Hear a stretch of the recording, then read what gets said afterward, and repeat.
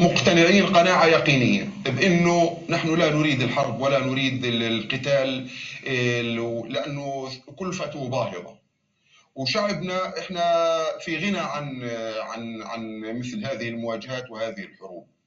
احنا في فترات طويلة لجأنا إلى أساليب المقاومة الشعبية السلمية والمقاومة الشعبية، وللأسف الشديد جدا كنا نعتقد بأنه العالم والدول العالم والشعوب الحرة والمنظومات الدولية تقف إلى جانب شعبنا وتكبح الاحتلال من أن يرتكب جرائم ومجازر ضد شعبنا، لكن للأسف الشديد جدا وقف العالم متفرجا على آلة حرب جيش الاحتلال وهي تقتل أبنائنا. We know that over 230 people were killed, many children were killed, and there's also investigations into potential war crimes that took place when Gaza was bombarded.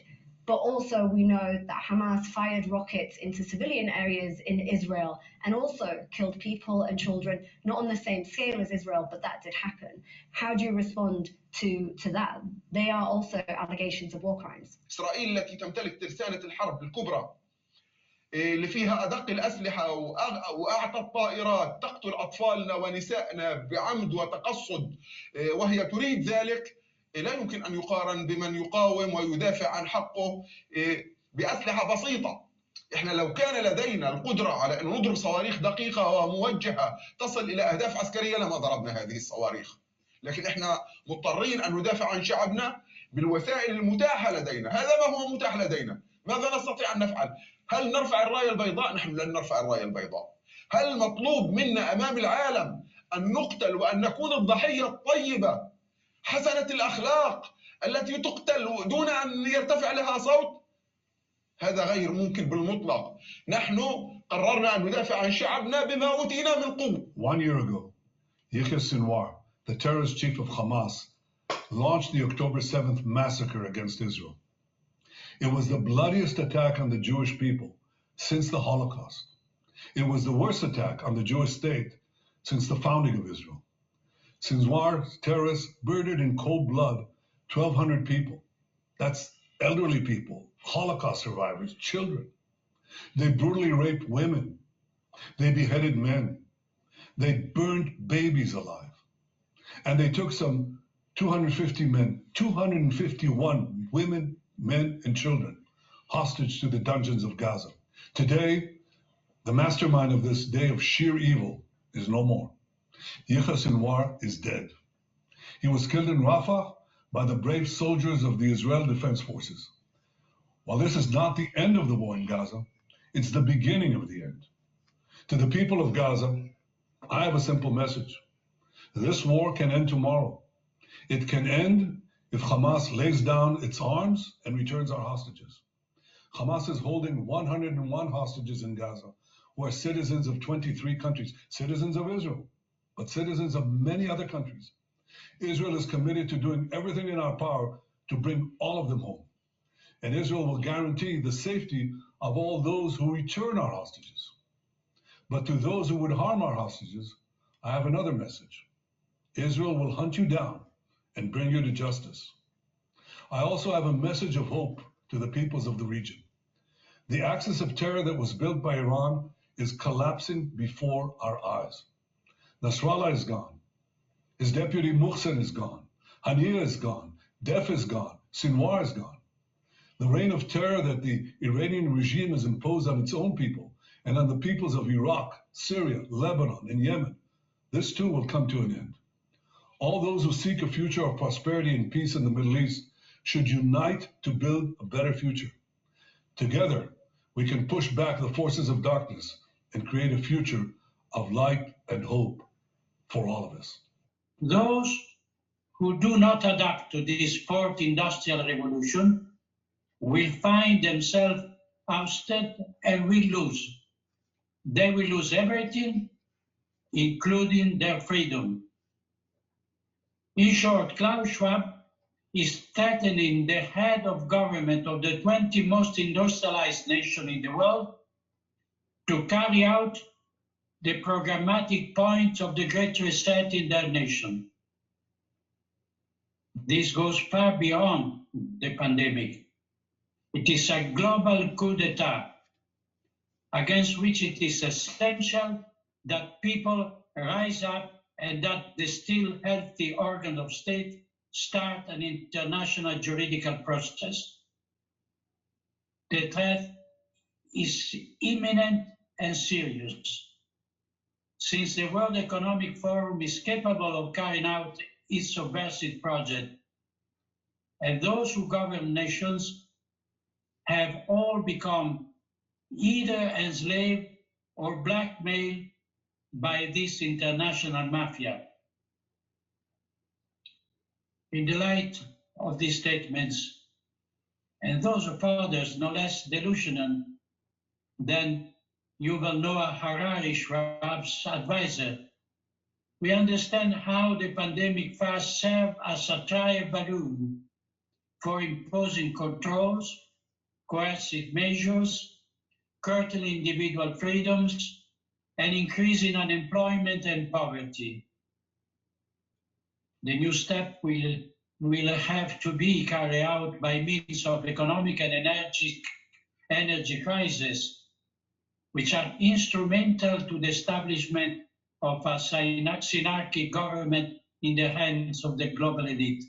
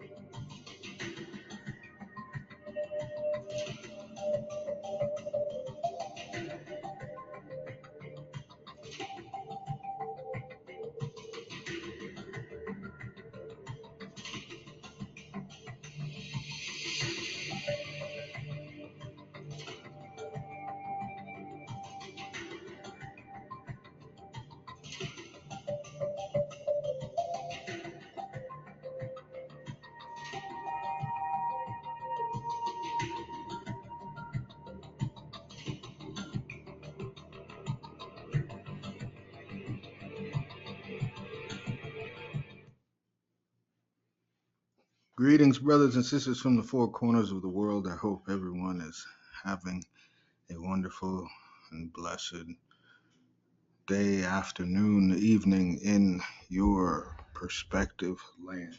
All right. My, oh my. These past 2 weeks, we're talking in the beginning of what people would call October in some places. They have been mind changing. And we're even at the point where time, as I shared before, time isn't even time anymore. Here, I've shared sometimes how I I make my lessons. I have at least, 2 to 3 Bibles open. Got my notebooks. Um, making my notes, 2 and 3 pages.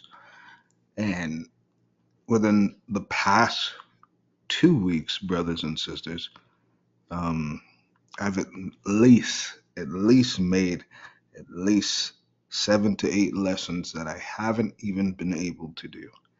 Um, and it's not for the fact that I don't want to do them, because obviously, the Most High places it upon me, and other men of the Most High out there to get the word out. But it's come to the point where you sleep, something's happening. You're eating lunch, you're eating dinner, you're eating breakfast, something is happening. And initially, I wasn't even going to touch on the Euphrates just yet, but I was working on the Lands of Salvation, the Assyria lesson, and I finished that up, and praise the Most High. And I'm going through Assyria. As you know, it's Iraq and maybe like portions of the eastern Syria, but um, it then it dawned on me, wait, you're missing something, because I'm including things in the lesson, right? And I said, I can't do Assyria without going over the Euphrates. And then other things start happening in the world, and I'm like, that has to do with the war on the true promise. And then I said, oh man, this is all like the Most High is having me move so quickly, to the point where I don't even think people, if I'm going to be honest as I am, I don't even think most people are going to get the knowledge as quickly as they should, whether if it's through myself or others, um, because the time doesn't exist. And I think we can all agree to this, where, what are you talking about? You wake up, you're tired. You're in the afternoon, you're tired. The evening time, you're tired. I mean, obviously, the world is changing, right? So, um, the first video I would like to share was of Yahya Senwar. This was the so-called leader of that Hezbollah or Hamas group, and they are deceased. Okay, as of recently, they were killed. Okay, Yahya means John in Arabic, by the way. Very, very interesting. But anywho, um, then what? If you've been following fervently the ministry, I've been teaching you the words. Pay attention to the words. And what struck a nerve with me is when all throughout the speech of Netanyahu,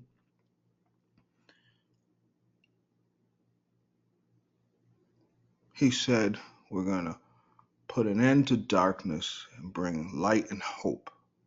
And that wasn't even the big part, but the big part was that the Most High is using these individuals to say, hey, this is the beginning of the end. At this point, okay, this is the beginning.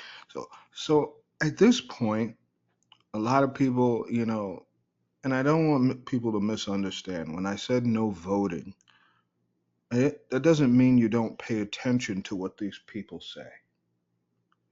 Okay, voting means to believe that they are going to change your life in some way, shape, or form. But do not be ignorant of what these individuals say. Because at the end of the day, the Most High is having them give a message to all who will hear. Right? Even in the book of Revelation, blessed are the eyes to see and the ears to hear, right? He who hath an ear, let him hear. Means you had to pay very close attention, because though we have these scriptures, though we have these texts, Satan wasn't just going to give it to you easily. There's no way. He was going to try and throw something in there to deter you away from the truth. Now, it's very interesting, I'll use my words carefully, where this statement was made about maybe a day or two ago. And then, about a few hours ago, his home was attacked by a drone, Netanyahu. I mean, I want you to understand how quickly this is moving. Now, they say he wasn't there, but nonetheless, I want you to see where this is going.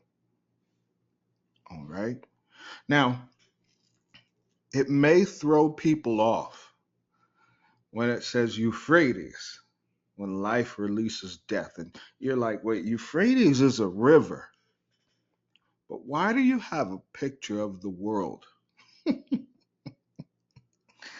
And then, when sense does life release death? I don't get it.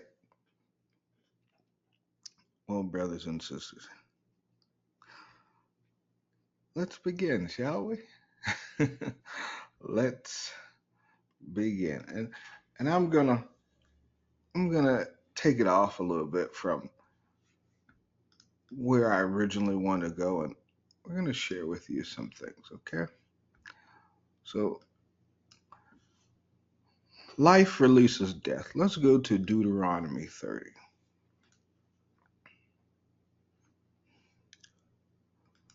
Now, it reads, I call heaven and earth to record this day against you, that I have set before you life and death, blessing and cursing. Therefore choose life, that both thou and thy seed may live, that thou mayest love the Lord thy God, and that thou mayest obey his voice, and that thou mayest cleave unto him, for he is thy life and the length of thy days, and that thou mayest dwell in the land which the Lord sware unto thy fathers, to Abraham, to Isaac, and to Jacob, to give them.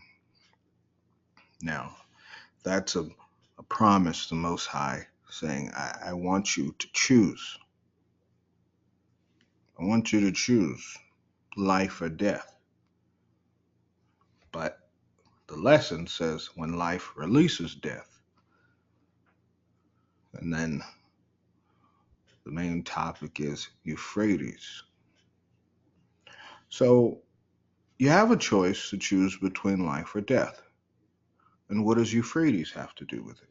Now, when we go to Genesis, right? Genesis chapter 2, we talk about Eden. And we understand that the fourth river of the Garden of Eden is Euphrates. So all these rivers from the Garden of Eden, they all produce something special. They all produce life. Life. Now, before I get into the death part, I want you to understand Euphrates, Eden means life, right? Anything of Eden means life. It means love. It means joy. It means peace. It means happiness. It means close to the Most High, right? In a spiritual sense, because we understand these lands are ruinous and they're quite dirty, right? Now, I want you to come and journey with me now. All right. And we're going to build up. So I pray that everyone has patience because we're going to build up here. All right. And we're going to build. So this is the fourth book of Ezra. Some also call it the second book or second Ezra. So this is fourth Ezra chapter 13. Try to make it as big as possible for everyone.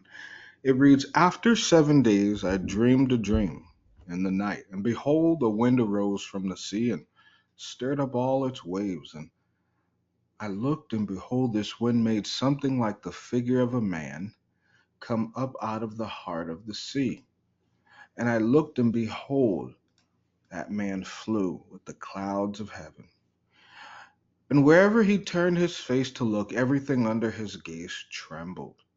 And whenever his voice issued from his mouth, all who heard his voice melted as wax melts when it feels the fire. After this, I looked, and behold, an innumerable multitude of men were gathered together from the four winds of heaven to make war against the man who came up out of the sea. And I looked, and behold, he carved out for himself a great mountain and flew upon it. And I tried to see the region or place from which the mountain was carved, but I could not. After this I looked, and behold, all who had gathered together against him to wage war with him were much afraid, yet dared to fight. And behold, when he saw the onrush of the approaching multitude, he neither lifted his hand nor held a spear or any weapon of war. But I saw only how he sent forth from his mouth as it were a stream of fire, and from his lips a flaming breath, and from his tongue he shot forth a storm of sparks.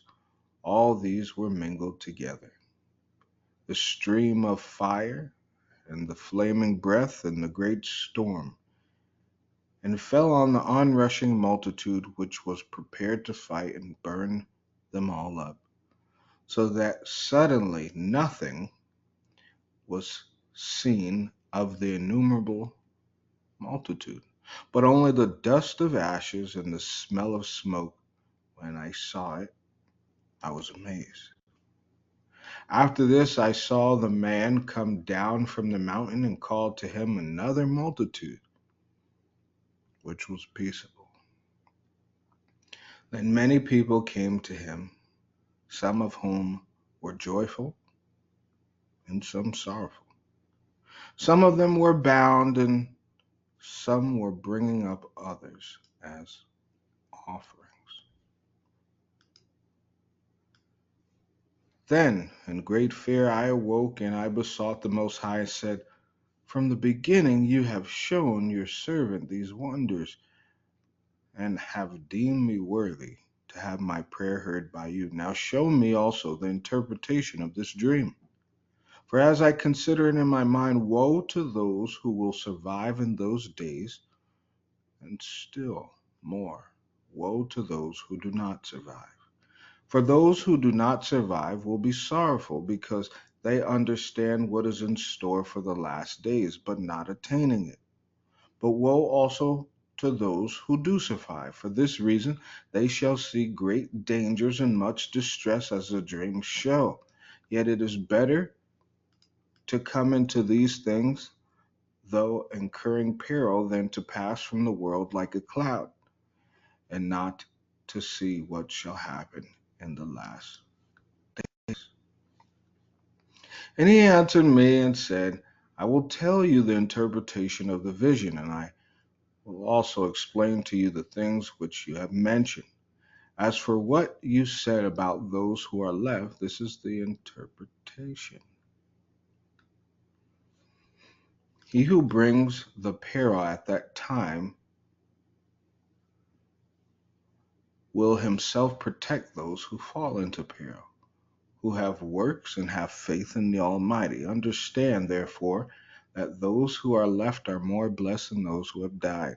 This is the interpretation of the vision. As for you seeing a man come up from the heart of the sea, this is he whom the Most High has been keeping for many ages, who will himself deliver his creation, and he will direct those who are left.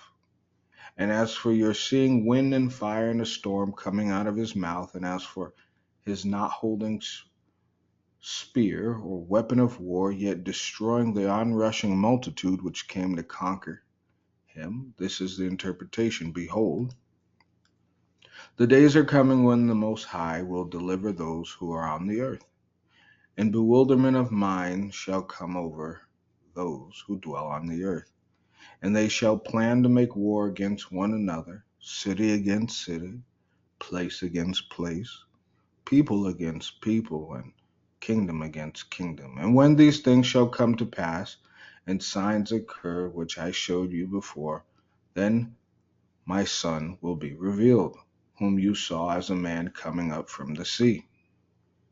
And when all the nations hear his voice, every man shall leave his own land and the warfare that they have against one another, and an innumerable multitude shall be gathered together, as you saw, desiring to come and conquer him. But he will stand on the top of Mount Zion, and Zion will come and be made manifest to all people, prepared and built, as you saw the mountain carved out with hands.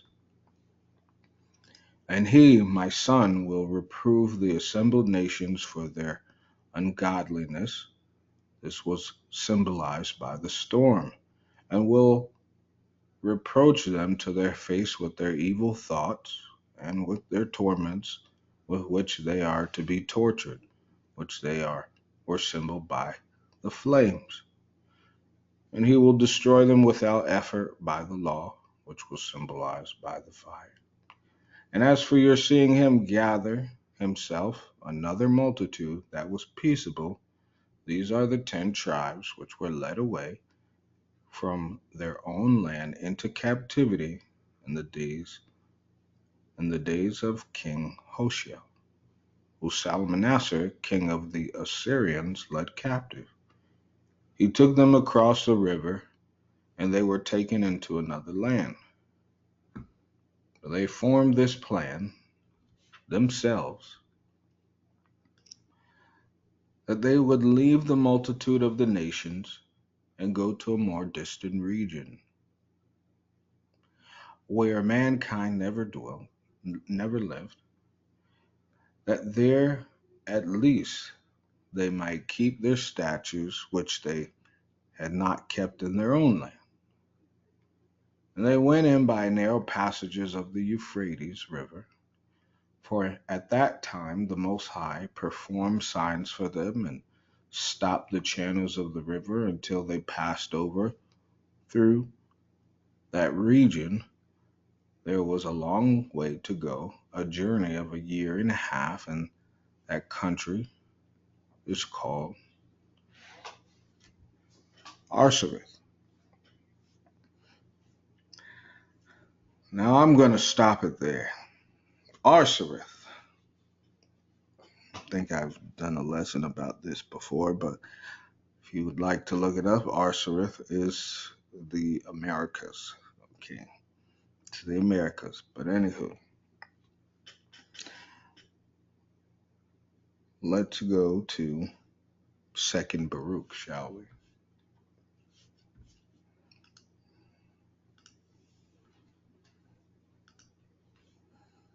Going to 2nd Baruch.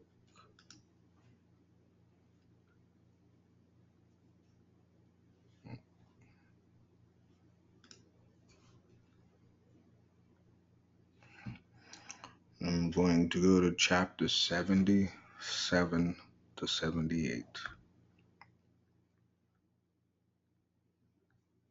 You may ask, why is all this important? Trust me, there is a method to the beauty. I'm telling you. and your jaw is going to be dropped. All right. Chapter 77. And I, Baruch, went away from there and came to the people and assembled them from the greatest to the smallest and said to them, Hear, O children of Israel, behold how many are left from the 12 tribes of Israel. To you and to your fathers the Lord gave the law above all nations. And because your brothers have transgressed the commandments of the Most High, he brought vengeance upon you and upon them, and did not spare their ancestors. But he also gave the descendants into captivity, and did not leave a remnant of them. And behold, you are here with me. If therefore you will make straight your ways, you will not go away as your brothers went away, but they will come to you. For he is merciful, whom you honor, and gracious, in whom you hope, and so true that he will do good to you and not evil. Have you not seen what has befallen Zion? Or do you think that the place has sinned, and that it has been destroyed for this reason, or that the country has done some crime that it is delivered up for that reason? And do you not know that because of you who sinned, the one who did not sin was destroyed? And that because of those who acted unrighteously, the one who has not gone astray has been delivered up to the enemies. That's tough. And the whole people answered and they said to me, Everything which we can remember of the good things which the Mighty One has done to us, we shall remember. And that which we do not remember, he knows in his grace. But do this for us, your people. Write also to your brothers in Babylon a letter of doctrine and a roll of hope, so that you might strengthen them also before you go away from us. For the shepherds of Israel have perished, and the lamps which gave light are extinguished, and the fountains from which we used to drink have withheld their streams. Now we have been left in the darkness and in the thick forest, and the aridness of the desert. And I answered and said to them, Shepherds and lamps and fountains came from the law, and when we go away, the law will abide. If you therefore look upon the law and are intent upon wisdom, then the lamp will not be wanting, and the shepherd will not give way, and the fountain will not dry up. Nevertheless, I shall also write to your brothers in Babylon, as you have said to me. And I shall send it by means of men. Also, I shall write to the 9.5 tribes, and send it by means of a bird. And it happened on the 21st day of the 9th month, that I, Baruch, came and sat down under the oak in the shadow of the branches, and nobody was with me. I was alone. And I wrote 2 letters. One I sent by means of an eagle to 9.5 tribes, and the others I sent by means of 3 men to those who were in Babylon. And I called an eagle and said to him these words, You have been created by the Most High, that you should be higher than any other bird. But now go and do not stay in any place. Do not go into a nest. Do not sit in any tree until you have flown over the breadth of many waters of the river Euphrates, and have come to the people that live there, and cast down to them this letter. Remember that Noah at the time of the flood received the fruit of the olive tree from a dove when he sent it away from the ark. And also the ravens served Elijah when they brought food to him as they were commanded. Also, Solomon, in the time of his kingship, commanded a bird whither he wanted to send a letter, and in whatever he was in need of, and it obeyed him as he commanded it. And do not be reluctant, and do not deviate to the right nor to the left, but fly and go straight away, that you may preserve the command of the mighty one, as I said to you. Chapter 78. The letter of Baruch, the son of Neriah, which he wrote to the 9.5 tribes. These are the words of the letter which Baruch, son of Neriah, sent to the 9.5 tribes which were across the river, in which were written the following things. Thus speak Baruch, son of Neriah, to the brothers who are carried away captive. Grace and peace be with you. I remember, my brothers, the love of him who created me, who loved us from the beginning, and who never hated us, but on the contrary chastised us. Truly I know, are we not all, the 12 tribes, bound by one captivity, as we also descend from one Father? Therefore, I have been the more diligent to leave you the words of this letter before I die, so that I may be comforted regarding the evils which have befallen you, and you may also be grieved with the regard to the evils which have befallen your brothers. And then further, so that you may consider the judgment of him who decreed it against you to be righteous, namely, that you should be carried away into captivity for what you have suffered, and smaller than what you have done, in order that you may be found worthy of your fathers in the last times. So, to my brothers and sisters of Israel, I want you to understand what Baruch was saying here. In order for the children of Israel who were dispersed into captivity, they were paying for their father's sins. So, for example, you and me, and we had nothing to do with that. We're just a product of the error that came up through the years, right? But we had nothing to do with the sacrilegious acts of the scribes and the Pharisees in the lands of Israel, and how they would go into, child sacrificing and working with the Romans and, the pagans, right? We had nothing to do with this. But it was a blessing, and it was a point of proving.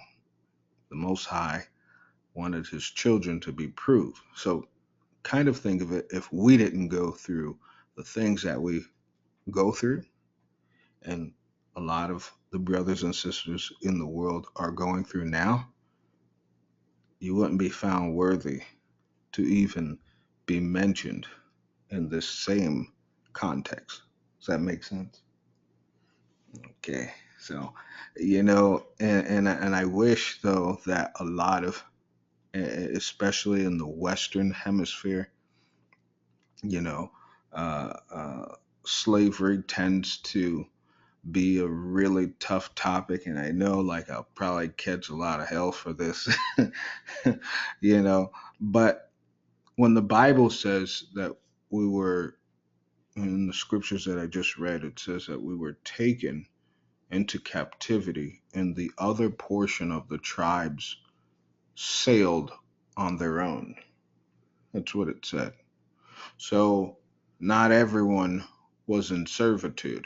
Now, what happened was, and I'll bring this out at another point, but in short, what happened was the 9.5, the 10 tribes, they went to all the Americas, Canada, America, known as the United States, Mexico, Central, South America. And just as we read, 4th Esdras is the same as 2nd Esdras. They went to go serve the Most High, which was weird, the Most High thought, because they didn't do it in the first place. Right? So then the Most High said, I'm not going to let you roam these hidden and strange lands and just say you're going to worship me and think that you can just forget the past because you're going to a new land. You still have to acknowledge, right? And so the Most High allowed people to come to those lands to enslave the children of Israel because they were seeking to run from a curse. You follow me? Our forefathers were seeking to run, and the Most High said, You can't run. I'm your father. So all the things that the brothers and sisters go through Canada, the United States, parts of Mexico, all the way to Central and South America, we, from the Western Hemisphere, we have a problem with acknowledgement. I don't know if you notice, all of us do. We all have a problem with acknowledging. Okay, this is a white man, enslaved us. But what do we do for the Most High to allow that? Right? We tried to beat around the bush and say, hey, I just want to be your children. Let's forget about the sin. Kind of what the children of Israel do today. Let's forget about the sin and let's just acknowledge that we're God's people. But that time is over. That time of no acknowledging is over. And like I said, if you've been watching the ministry for at least 2 years, at least, you would recognize that I've been trying to get people to get their talents together, to build the relationship with the Most High, and to acknowledge your faults, right? To acknowledge your sin. Because life is releasing death, just as the title says. And it's better when you acknowledge it. Okay? So, going back to the point of the subject, the things that those who, endure numerous tribulation, because there hasn't been a place in the Western Hemisphere that hasn't experienced a tribulation. Okay? Maybe not like the Middle East and Africa, because you see, for example, what happened in Congo. Anyone see what happened in Congo? Where in Africa right now, as we're speaking, there's quite the crazy genocide. And so there was a woman who came on and did a testimonial, and I have the recording, but I'm not gonna share it. It's a bit graphic. And she said that men came in and they're killing all the men. They chopped up her husband and they chopped up the men. And what they would do is they would chop up different men and then make the women eat the members. Okay. There's some crazy things going on in this world. But like I said, and I'm just going to leave it at that, but it was far worse than just that. Okay. But no, there hasn't been necessarily those kind of tribulations, or you see the women, brutalized in India. Whether it's the Christian women or whether it's the Muslim women, the treatment is horrible. Even to Japan, I'm just finding out that Japan has turned into and parts of Japan has turned into San Diego, or what is that? What is that place called in New Jersey? I can't remember. It's the Atlantic City or Vegas, and it's become a place of of of sheer just bodily destruction where the women are choosing to sell themselves in Japan.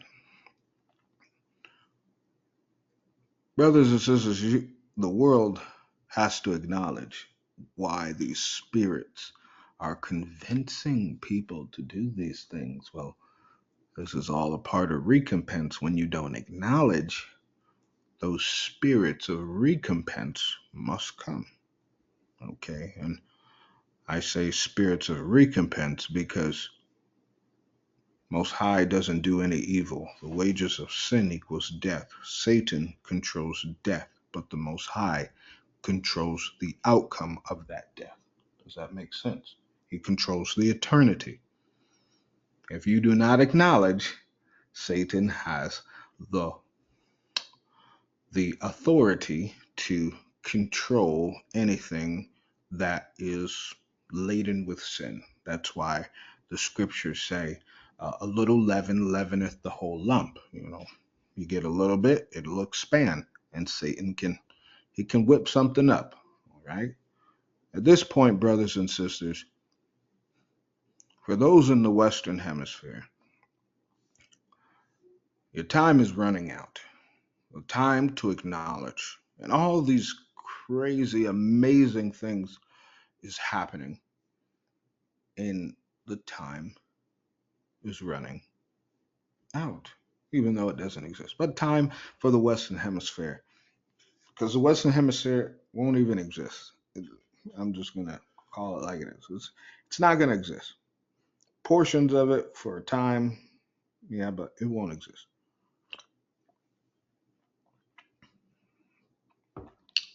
Now continuing.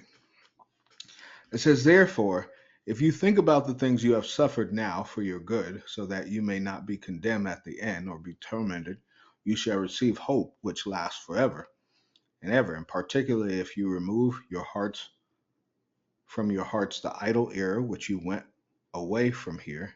For if you do these things in this way, he shall continually remember you. He is the one who always promised on our behalf to those who are more excellent than we, that he will not forever forget or forsake our offspring, but with much mercy assemble all those again who would disperse.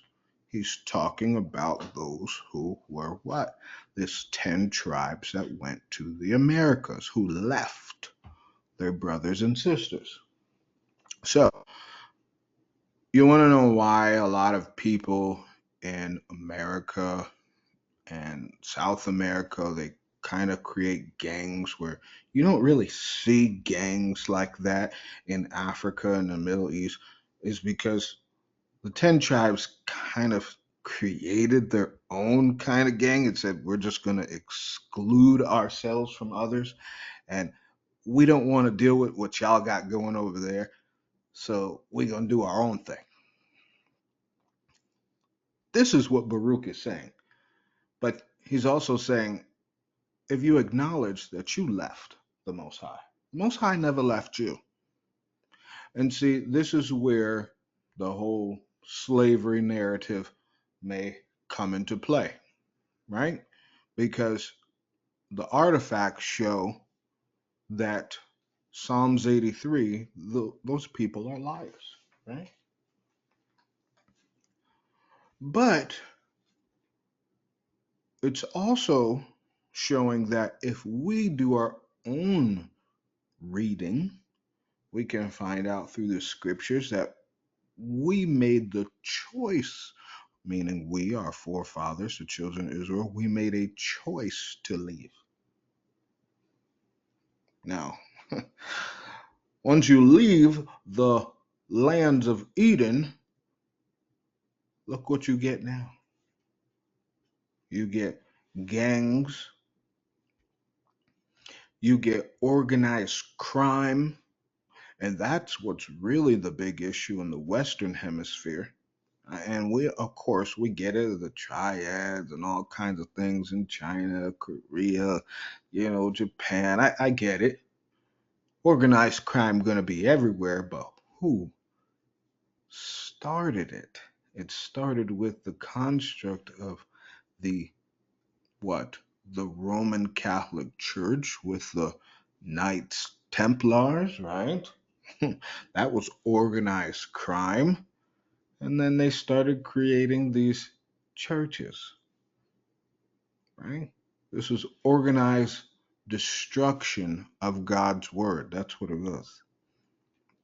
And then they started doing organized politics.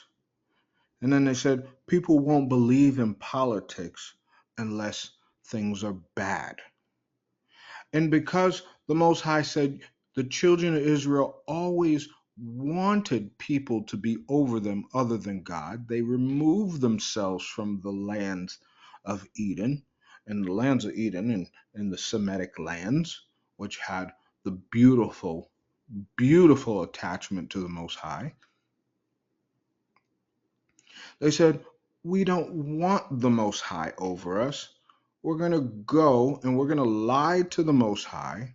We're going to lie to our people, and we're going to tell them that we're going to serve the Most High. And we're going to child sacrifice. You see all the pyramids in the Americas, especially in Mexico, especially in Central America, all the human sacrifice pyramids, they wasn't coming to serve the Most High. They was coming to excuse themselves for sin that they would have been reminded of, that they were constantly doing. And so they didn't like when the Most High always brought it back up. You are my people. You must live better than what you're doing. Say what? Wow. So they said, man, forget it. We're going to take the knowledge of the Most High, whatever we've used back there. We're going to create X, Y, and Z. And if you can even, I mean, it's clear as day to understand when you understand the Bible. And then you say, wait a second. Now, here's the kicker. I'm going to say this 1,000,000 times. How do you get 100 million, 200 million slaves with a ship that has maybe 20 slave owners? It doesn't make sense.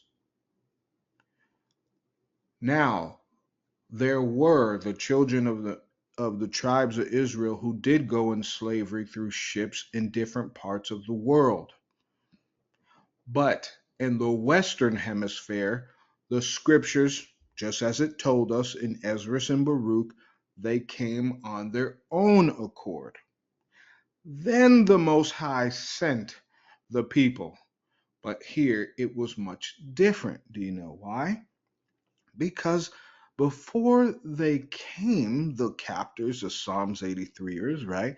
You know, Edom and Japhetic individuals, what we would call the Jewish, right? The Ashkenazis and stuff, right? Before they came over, they had to study who went over there. Are you following me? Now, before them came the Muslims, the Arabs. And they were, you know, Psalms 83, and you know, how we're going to make these people such and such, right? And then they stay out. Oh, we can't bring no more people. We already have the Arab slave trade. So, well, you guys go and do that one over there. Because they almost, some of them happened almost at the same time in some sense. I know the Arab slave trade was, you know, long time before, you know, America's bring up. But anywho, right? They said, you know, our people already went through that. Like, we can't go through that, but we can tell you what to do, right? And so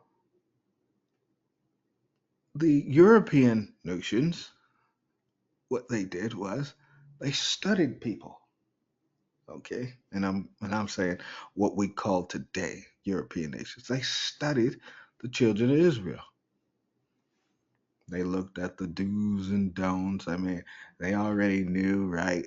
I mean, they had owned Israel at that point, right? They ran them out, say, hey, you don't want to live in the land the Most High gave you? Don't mind if I do. Right? That's really what they were saying. Hey, can you imagine, right? I saw a video where a father and a mother worked so hard and bought their daughter, I think it was her 17-year-old daughter, a Tesla. And she was like, a Tesla? I don't want this Tesla. And they were like, it's paid off. Like, you're driving a free car. We paid it off. We're paying the insurance yearly. There's nothing you have to worry about. And the girl was like, I don't want the Tesla. I just want a BMW, blah, blah, blah, blah. So Israel was like that. Most High was like, I got this land for you. It's all yours. And you see, about that, we just want to go to this part of the world.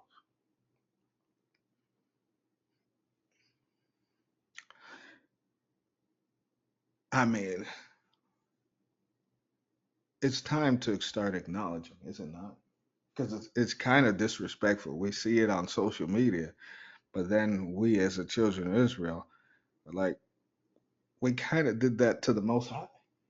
Our foremothers and forefathers was like, yeah, yeah, I hear you, I hear you, I see what you got going on, but I think I could do it better.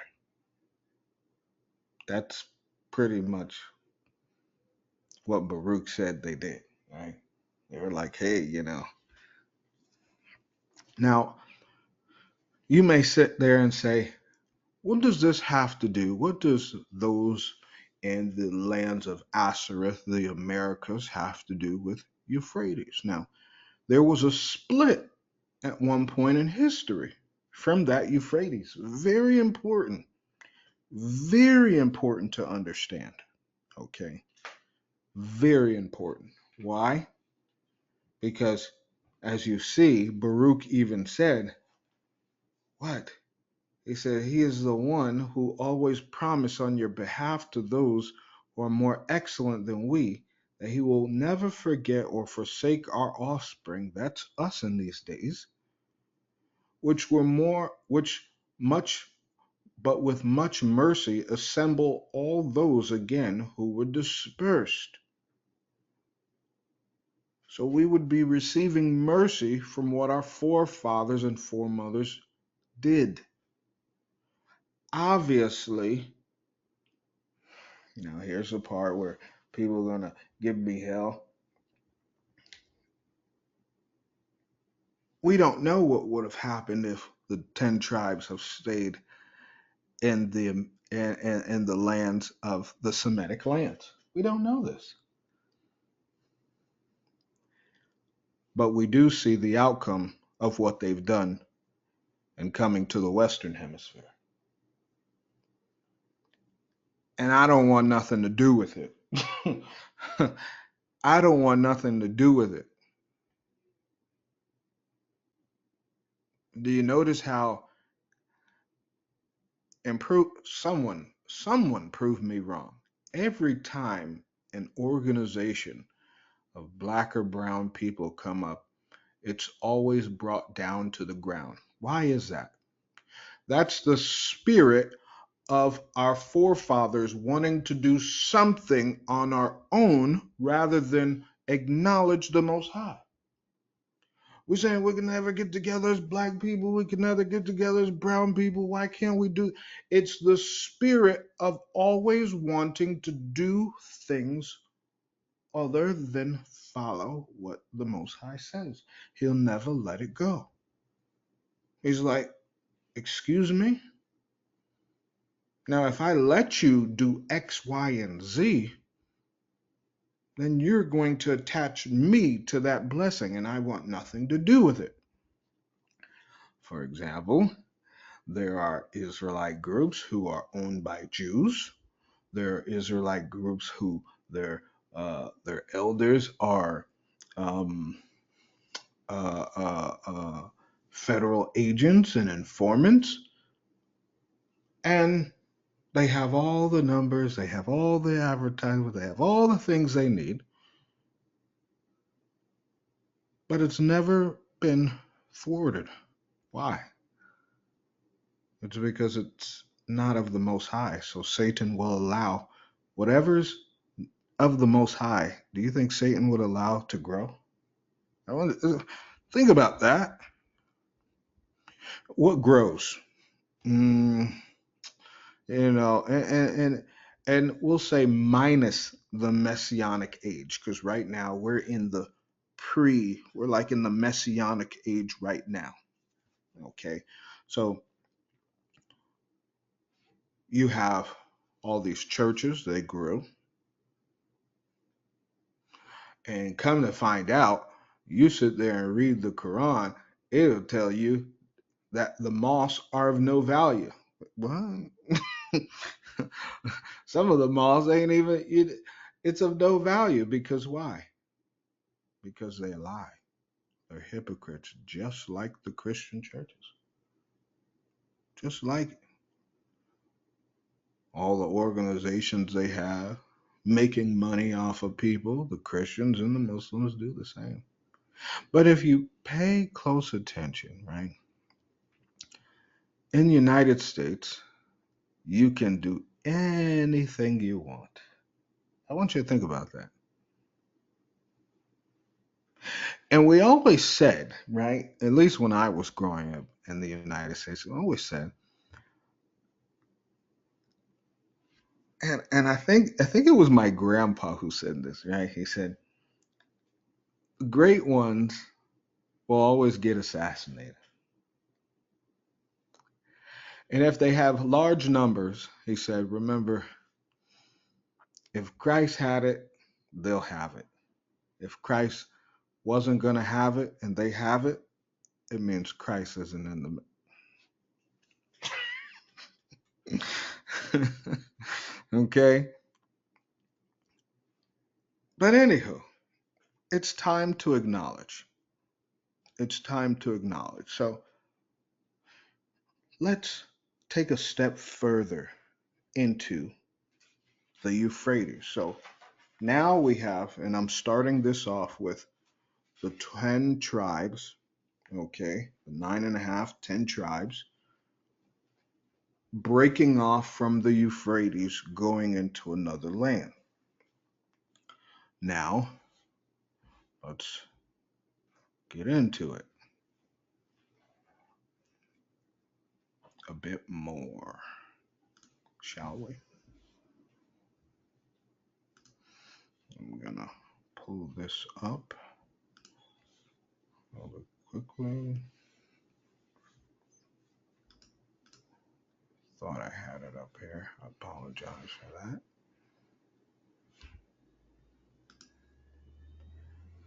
And here we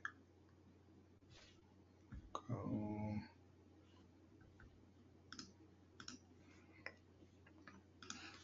All righty.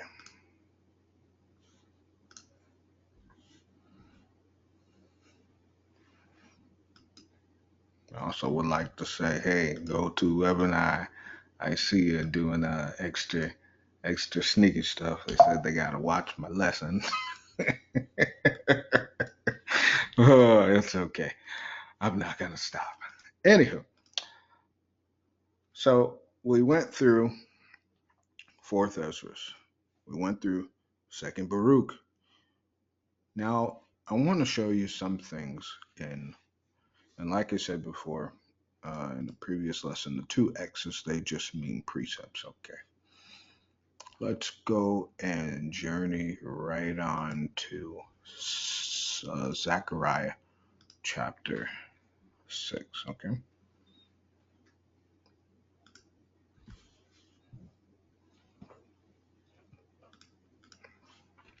It's almost going to say, I know, I'm hoping everyone will stay and watch these scriptures roll when it talks about Euphrates. Now, we understand that the children of Israel had left off from Euphrates, right? They said, okay, the Most High helped them. Hey. And then they said, we want to go elsewhere. Now, follow the scriptures. Zechariah 6. Okay, and I'm going to tell you the parts that you need to really pay attention to. And I turned and lifted up mine eyes and looked, and behold, there came 4 chariots from between 2 mountains, and the mountains were mountains of brass. And the first chariot, the red horse, so you can say first chariot is the red horse, and the second chariot is the black horse. Now, in certain texts, it'll say like bay colors and so forth and so forth. Okay, and you'll see that here. Um, but some of them may give you copper as well for like red. All right, just same thing. So first chariot is red horses, second chariot black horses, and the third chariot is the white horses, and the fourth chariot is grizzled and bay horses. And usually a lot of texts just say bay. Okay, that would be for your gray color. Then I answered and said unto the angel that talked with me, what are these? Okay. And the angel answered and said unto me, these are the four spirits of heaven, which go forth from standing before the Lord of all the earth. So now you need to type in or write in your notes, four spirits of heaven, four horses. Okay. Four spirits of heaven are the four horses. Now I'm going to show you. Now pay close attention.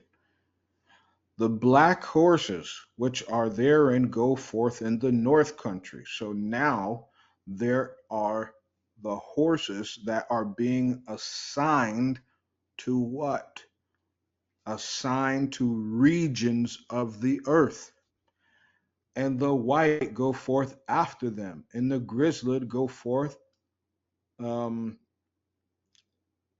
the south country, and the bay went forth and sought to go that they might walk to and fro through the earth. And so just finding out, get you hence, walk to and fro the earth. So they walk to and fro the earth. So this just means back and forth. Then cried he upon me and spake unto me, saying, behold, these that go toward the north country have quieted my spirit in the north country. Let's continue. And the word of the Lord came unto me, saying, take of them of the captivity, even of Chaldea, of Tobijah, of Jediah, which are come from Babylon, and come thou the same day, and go into the house of Josiah, the son of Zephaniah. Then take silver and gold, and make crowns, and set them upon the head of Joshua, the son of Josedek, the high priest, and speak unto him, saying, thus speaketh the Lord of hosts, saying, behold, the man whose name is the branch. Now, remember, I went through that in Isaiah 11. Okay, the branch is Christ. And he shall grow up out of his place, and he shall build the temple of the Lord. Who will build it? Christ will build it. Even he shall build the temple of the Lord, and he shall bear the glory, and shall sit and rule upon his throne, and he shall be a priest upon his throne, and the counsel of peace shall be between them both. And the crowns shall be to Helam, and to Bijah, and Judea, and to Hen the son of Zephaniah, for a memorial in the temple of the Lord. And they that are far off shall come and build in the temple of the Lord, and ye shall know that the Lord of hosts has sent me unto you. This shall come to pass if ye diligently obey the voice of the Lord your God. Now, here we're talking about something that parallels with Isaiah 11:11. This is talking about Christ building his temple, sitting on his throne, and crowns being given to people who were of captivity, specifically who coming from the Babylonian region. However, the four spirits, which were the horses, are choosing the people, in each region. Now, follow me some more, shall we? Zechariah 2.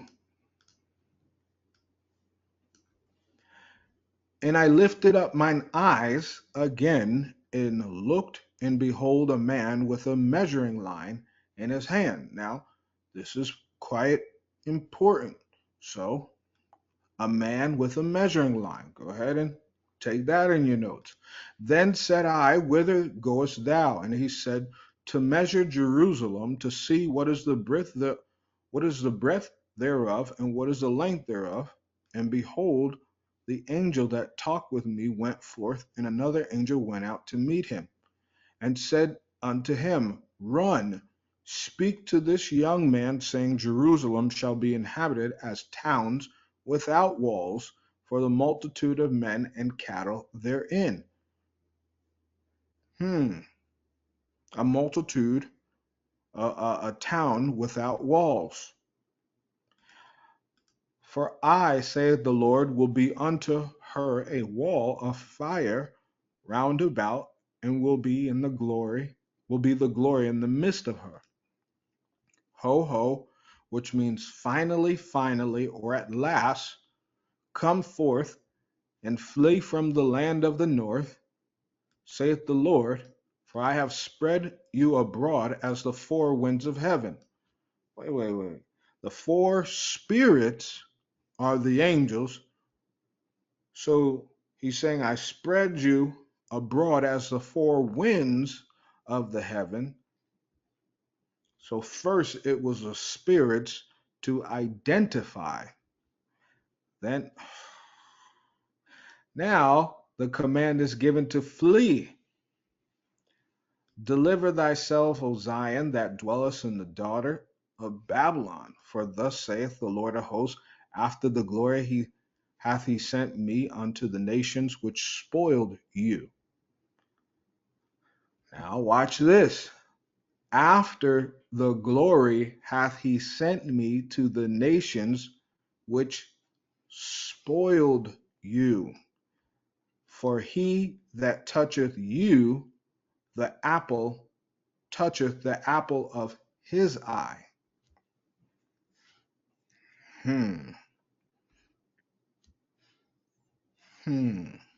Now, this can go two ways, and a lot of people will say, oh, this is about the apple of the Most High's eye, right? But for he that toucheth you toucheth the apple of his eye. Now, he goes with, this is the English professor, he and his.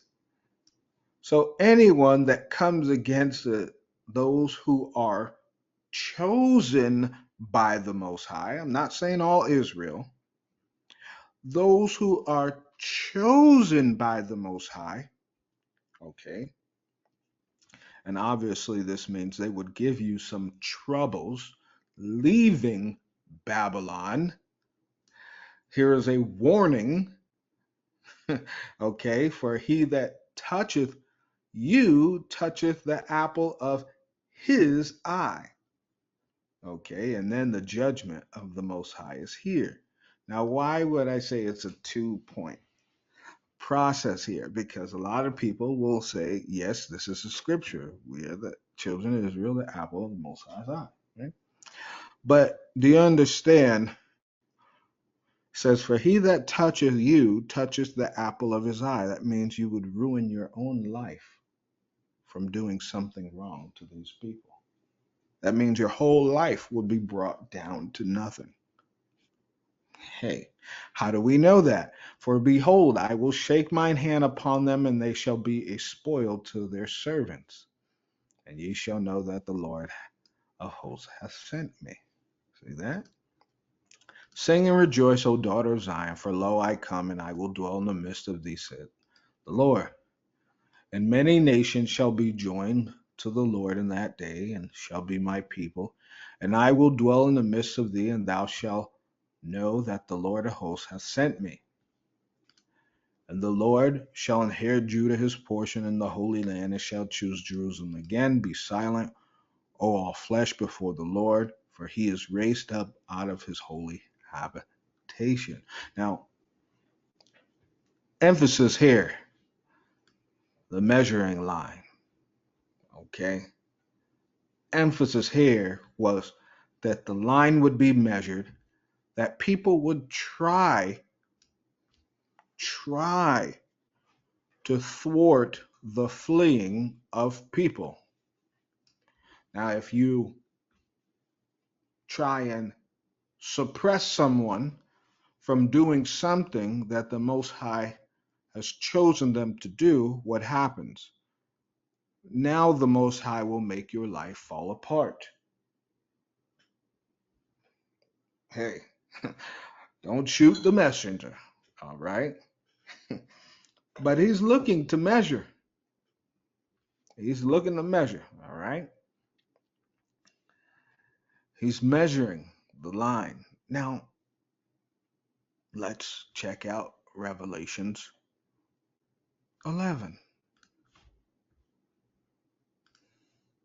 Revelations 11, 1 and 2. And there was given me a reed like a rod, and the angel stood, saying, Rise and measure the temple of God, and the altar, and them that worship therein.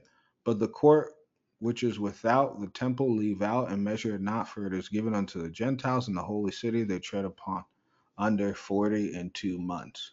So what does this mean? This meant that only, follow me now, only the children of Israel were measured. A lot of people are going to say, oh, well, that means only children of Israel can be, no. What this means is because the Gentiles are trodden down Jerusalem, the Most High would give them a point to understand what was happening. I want you to remember of my brothers and sisters of Israel. We were deceived with all types of indoctrinations and denominations. That is true. But at the same token, these Gentiles were deceived too. And I'm not talking about the pastors, I'm talking about the people who sat in the churches as well. Okay? So why would there be a measuring line for the children of Israel and not for the Gentiles? Okay, let's start with the Gentiles. First, the Gentiles were supposed to look for what? An ensign of the children of Israel. Now, if the land of Israel gets trodden down, then what has to come after? An acknowledgement of who the people are. Also, that is their choice. So these 42 months is for the Gentiles. Yes, I'm talking to you Gentiles out there. It's for the Gentiles to truly acknowledge the truth of the Most High. At the same token, the Most High didn't want the children of Israel to get ready. He wanted you to be ready for this time. It's already done. I don't make the rules. Okay? He wanted the children of Israel to be ready, not to get ready. Okay? Now, it's one thing, and I'm going to talk about our brothers and sisters and the children of Israel, especially those in the Americas, because they have pretty strong hold in the Americas, right? And I'm talking from Canada all the way down to South America. The elders of these Israelite communities are no different than the pastors of the Gentiles. Why? You cannot get to the kingdom of heaven based on a color. I don't care what no one says. It's not even in the scripture. You cannot get in the kingdom of heaven based on the attire of your clothes. That's not even what Christ said. So you set people up for these false doctrines, which Christ didn't even say this. Christ didn't say this. Christ didn't say these things. In fact, he said to watch out for these things, to be careful. So the time of getting ready is over. It truly is over now, because at the time of the Gentiles trotting down Israel, the land, the geographical land of Jerusalem, Israel, the Most High was measuring the children of Israel from the north, from the south, to the east, to the west. He was measuring them. So, for my brothers and sisters who are Israel, my question is, have you done all that you could to be counted worthy to be measured? And I really don't think people, Jews and Gentiles, truly understand what I'm saying. Because let's say if the Most High, let's say if you live, okay, if you live past the resurrection and you're still wrong and then you die, that's it. That's it. There's no resurrection again.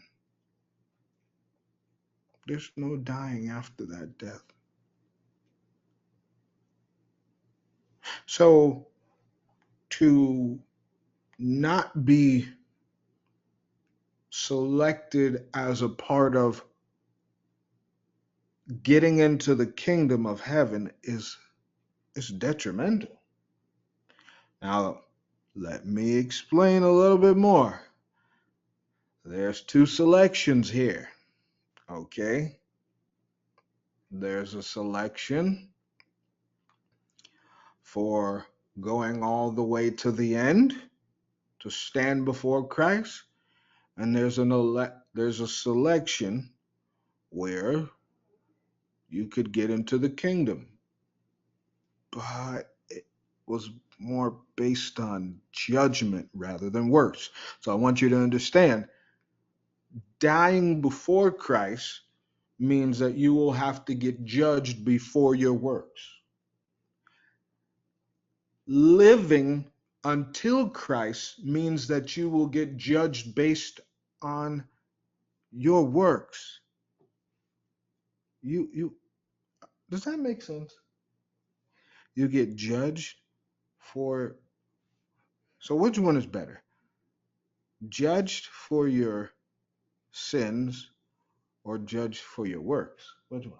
Judged for your works, right? Because it said, he who endures to the end, the same shall be saved. And you're supposed to, those who, survive. And it showed us in 4th Ezra and 2nd Ezra as well, right? That those who survive are better off than those who are dead, right? So that meant that those who perish, their works weren't good enough. That means they were too busy getting ready. Matthew 25, the foolish virgins. If you're still getting ready, I don't understand what's happening here. you see, what's happening here? What is the world doing? Getting ready.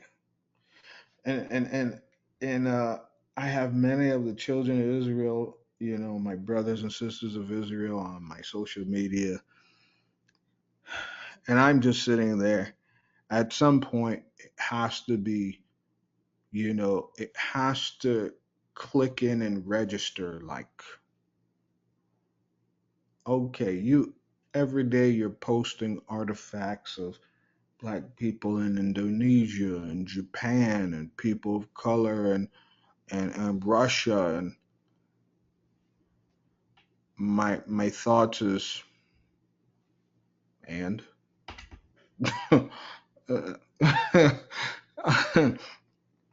and like, Okay? I mean, think about this, right? The Romans didn't persecute Christ for his color.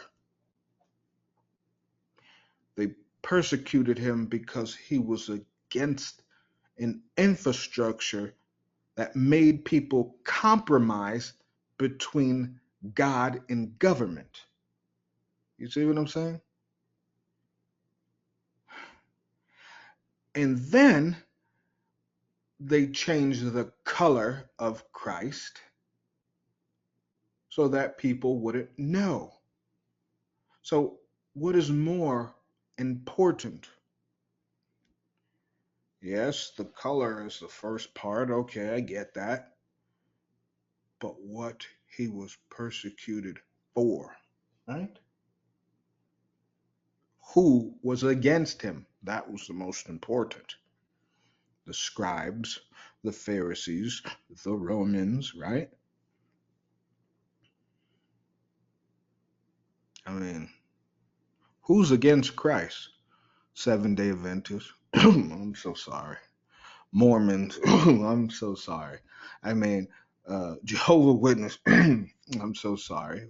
Who is against him? Why do I say that? Because all these organizations, the Catholics, they will all put someone over Christ. They all do. Hindu, I don't even know what's going on with the Hindus. I mean, I don't know what's going on, but they need a lot of help. Muslims, they need some help too, because I know someone changed that Quran. We know that. We know that because the Quran, for example, the Quran makes no mention. uh, Correct me if I'm wrong. It makes no mention of the five pillars of Islam. That's in the Hadiths, and the Hadiths were created when Muhammad died, which means that was created by someone else. So everyone's lying here. Everyone's lying. But you see, the goal when you come into the truth was to not get ready. The goal was to be ready. Be ready for what? The measuring. Now, you may say, all right, I need more. Okay. Revelation 21:15 through 17.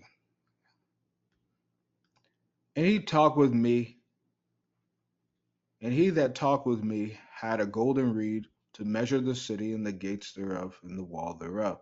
And the city lieth foursquare, and the length is as large as the breadth, and the measure of the measure. And he measured the city with the reed in 12,000 furlongs, and the length and the breadth thereof, and the height, of it equal.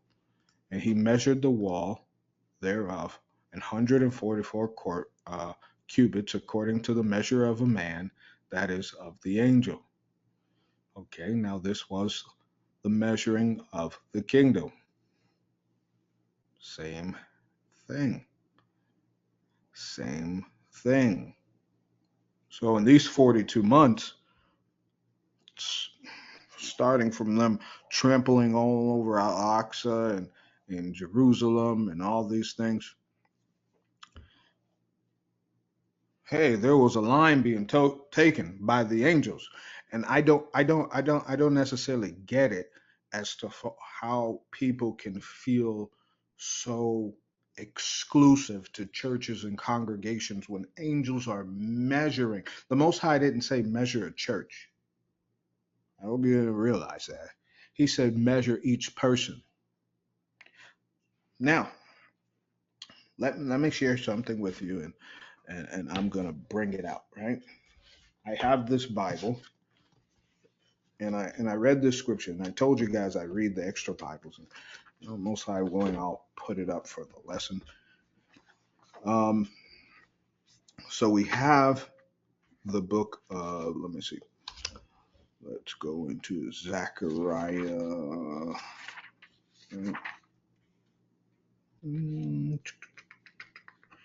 Same thing Zechariah talks about.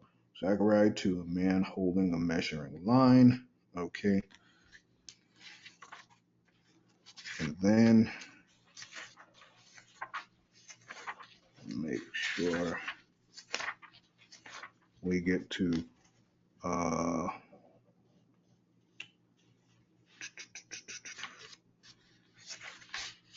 excuse me.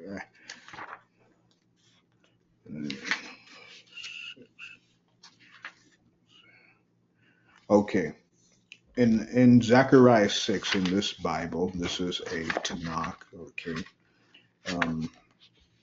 This is a Tanakh, and I'll put it up. Made in 1985. All right. This Tanakh reads in Zechariah 6. Now follow me here, okay? I'm going to read from verse 5 in Zechariah 6. So Zechariah 6 verse 5, it reads, and I'll put it on the screen so y'all can see the difference as well when I put it on there later. Zechariah 6. I want y'all to see this 5.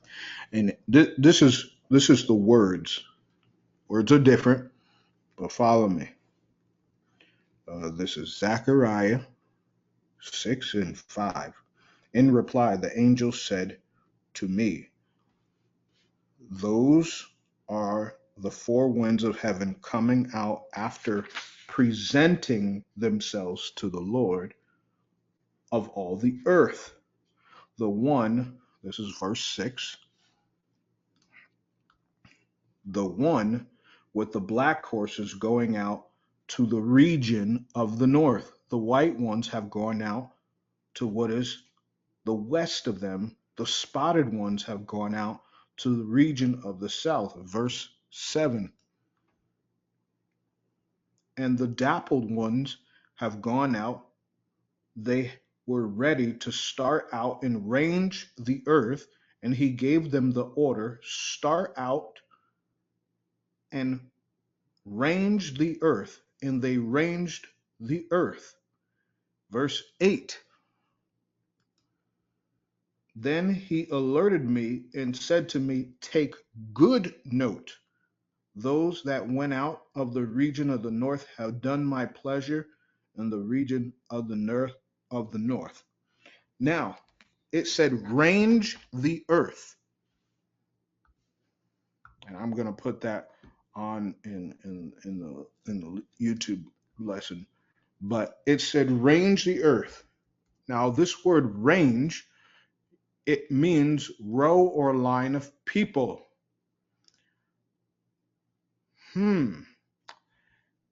What does that mean? It means rank the people spiritually. Who is going to make this and who is not?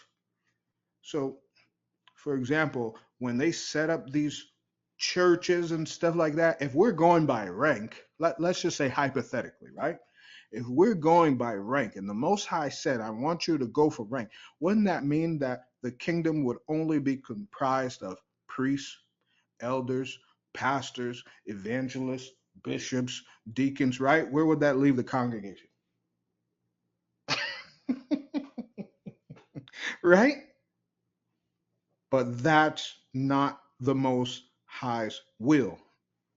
Oh my goodness. Oh my goodness. Oh my goodness. Because,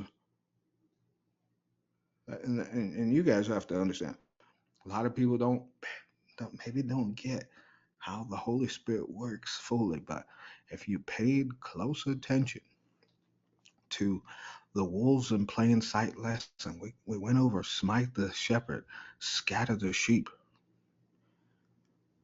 then people will get their choice, and the Most High is going to start ranking people depending on, are they willing to acknowledge that they were in error? Are they willing to acknowledge that their doctrine was toiletry? Are they willing to acknowledge? I mean, think about it. Some people are going to die because of their pride. And it's crazy, but I want you to sit there and think. Imagine your pastors, your elders, your bishops and deacons dying, and you still saying, well, I'm holding on to what they taught me.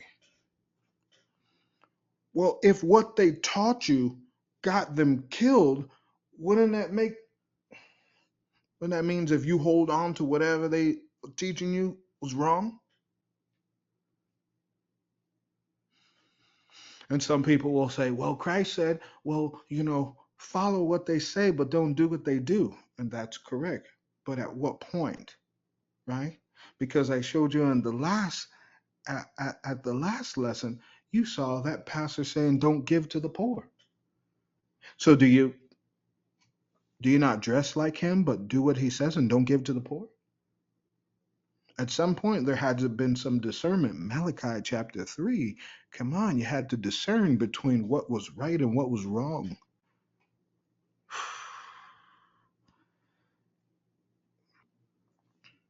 Hmm. Hmm. So now, for example, right, you see why pastors and those elders, they live so nice, is because spiritually, they have no rank. They only have the rank that people on earth give them. I'm laughing. They only have the rank of carnality. And I used to see a post. People say, "Oh, be careful who you talk to. You have no idea what the person's spiritual rank is."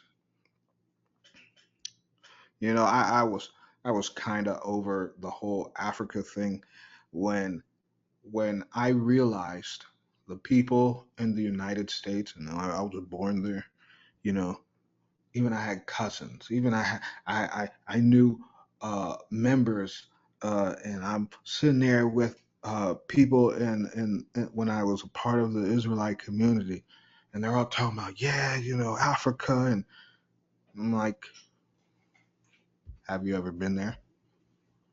Have you ever lived there? And all these people are talking, but there's no works. And then when I go to Africa, people are like, I would never. But in the United States, you're pro Africa. But when it's time to go and change your entire lifestyle, you're pro what? You're pro America. That's why I'm over it, because I'm the one who actually went to places and did things and lived amongst people. I have people like, yeah, like, you look shameful. Anyhow, right? This rank is based on what? What is this rank based on? What? This is a range, right? Measured.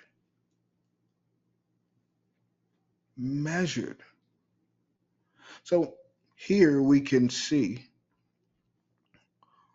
that there was an altar, but in a temple of God. But the most important part is in them that worship therein. So the Most High was looking at, he was ranking people based upon what? Worship. The condition of being worthy. The distinction. What? The Most High was measuring people based on distinction. Now let's take it further, shall we? Distinction. One of the parts into which something is divided act of distinguishing, giving a distinctive marker character to observing existing marks or differences, to separate between, keep separate, mark off,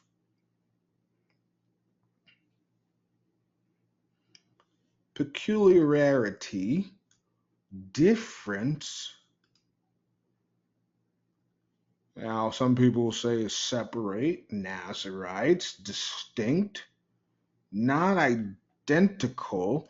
So if Baruch said that the Most High would bring the children of Israel back to the land, he was measuring you based on your forefathers and foremothers, if you were the same or if there was any differences in how you and your forefathers worshiped him.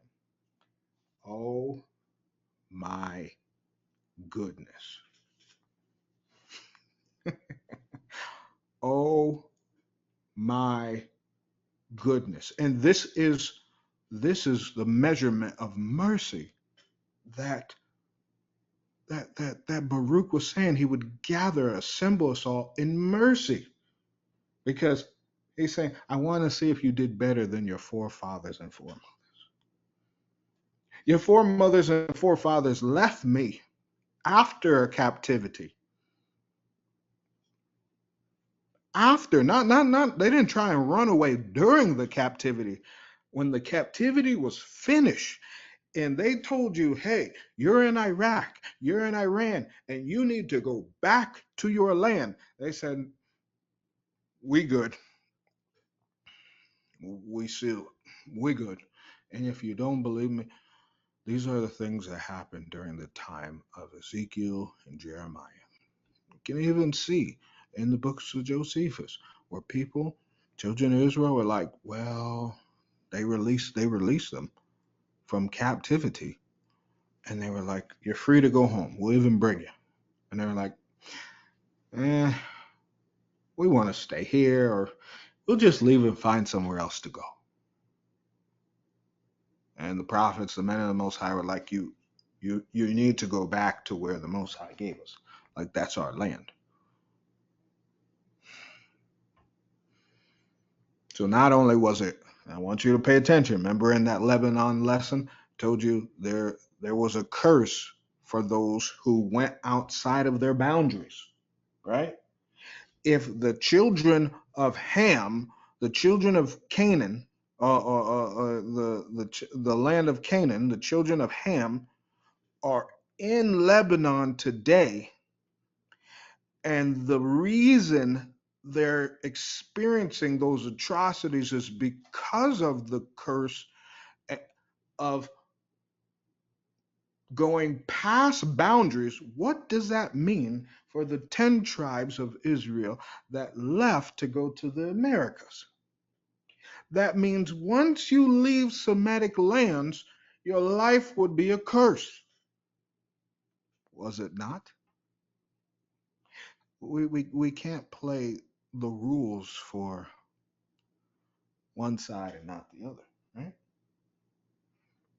And that's why, and even in the Americas, people will say, well, man, no matter how hard I try, things just don't seem to work right, because it ain't supposed to work.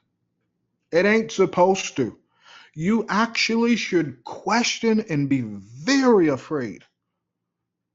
And I'm so serious. You should be very afraid if things work out very well in the land that you're not supposed to be in.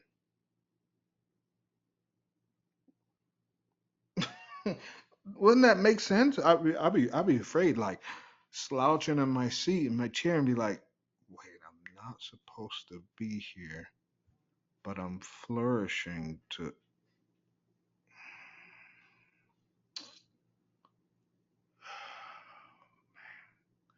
I'm not supposed to be here, but I'm flourishing in a land that the Most High told us to run from. I would be very afraid. Right? Hey, that's just me. But I want you to pay attention. Most High says, and them that worship, the distinction. This is a distinction. Seeing who is different. Who is different? Because we can all sit there and say we're different. But what makes you different? Do your works speak louder than your words? That is what makes an individual different. Now, for example,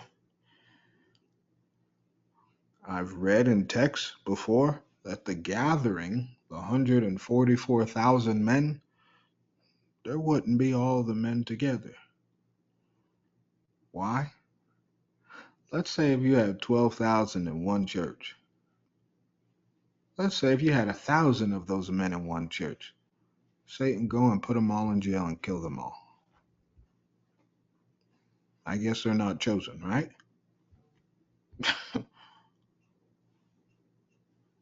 It doesn't make any sense.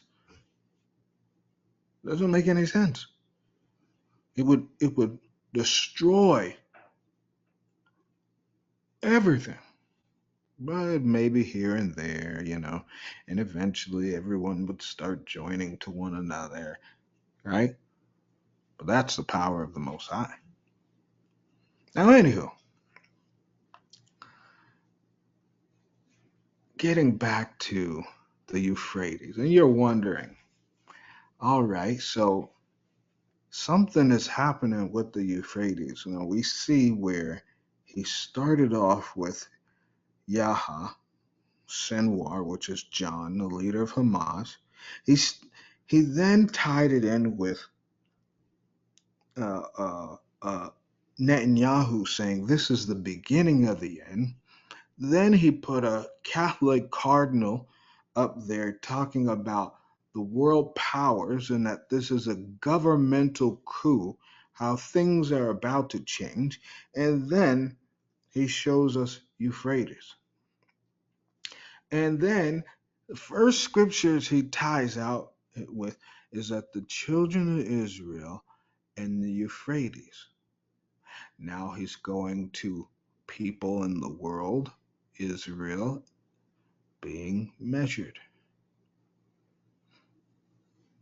And then during the 42 months, the Gentiles have their opportunity to acknowledge the truth or not. And it's always better to do it quickly rather than later, speaking to our Gentile brothers and sisters. Make your distinction. And remember this, right? And you know how this goes along with the scripture because the Bible told us to make your election sure. That means make yourself distinct. Make sure you are distinct. Make sure you are separate. Make sure the Most High sees your excellence. Make sure the angels can tell the difference between you and the next person. Make sure the demons can tell the difference between you and the next person. That's distinction.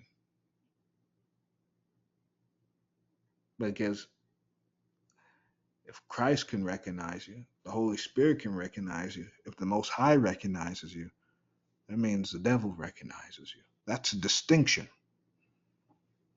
But you don't want to be like those who were seeking the exorcism and the demons was like, who you? Right? I hear you talking. I hear you even carrying a Bible. But unless the doctrine comes with life, you just talking gibberish. You ain't no different than a Joseph Smith, a Joseph White, Ellen White, whoever. There ain't no difference.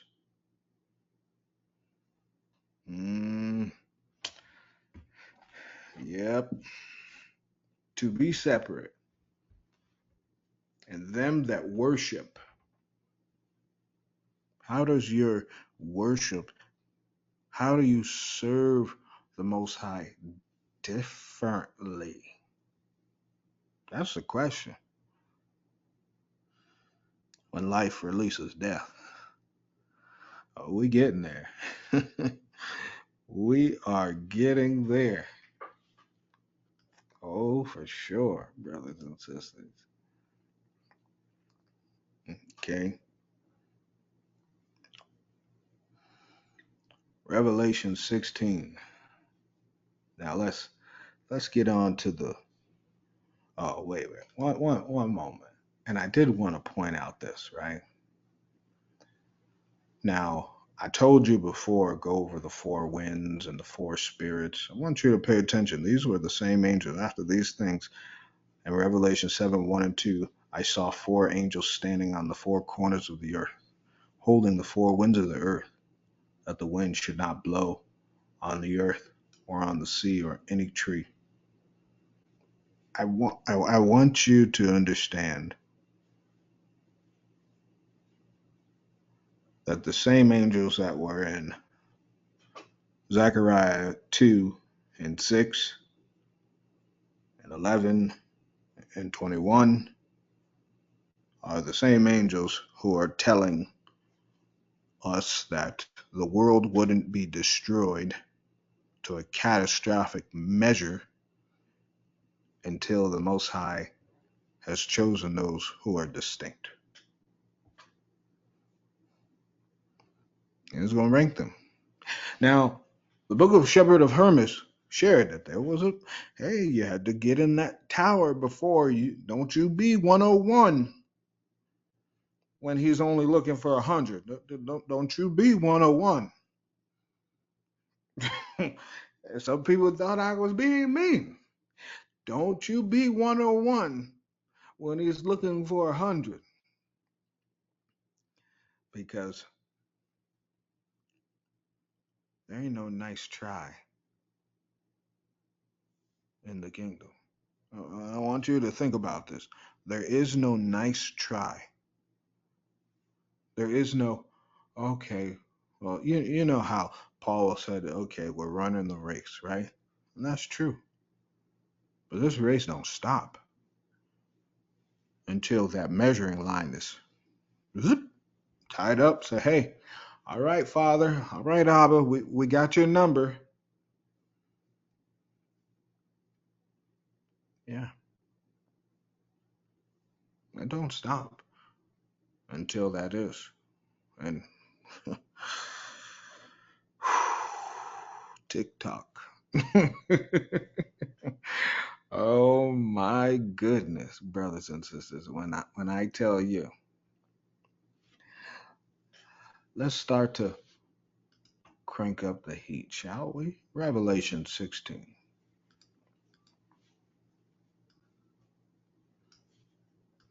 We're going to go Revelation 16, 12 through 16.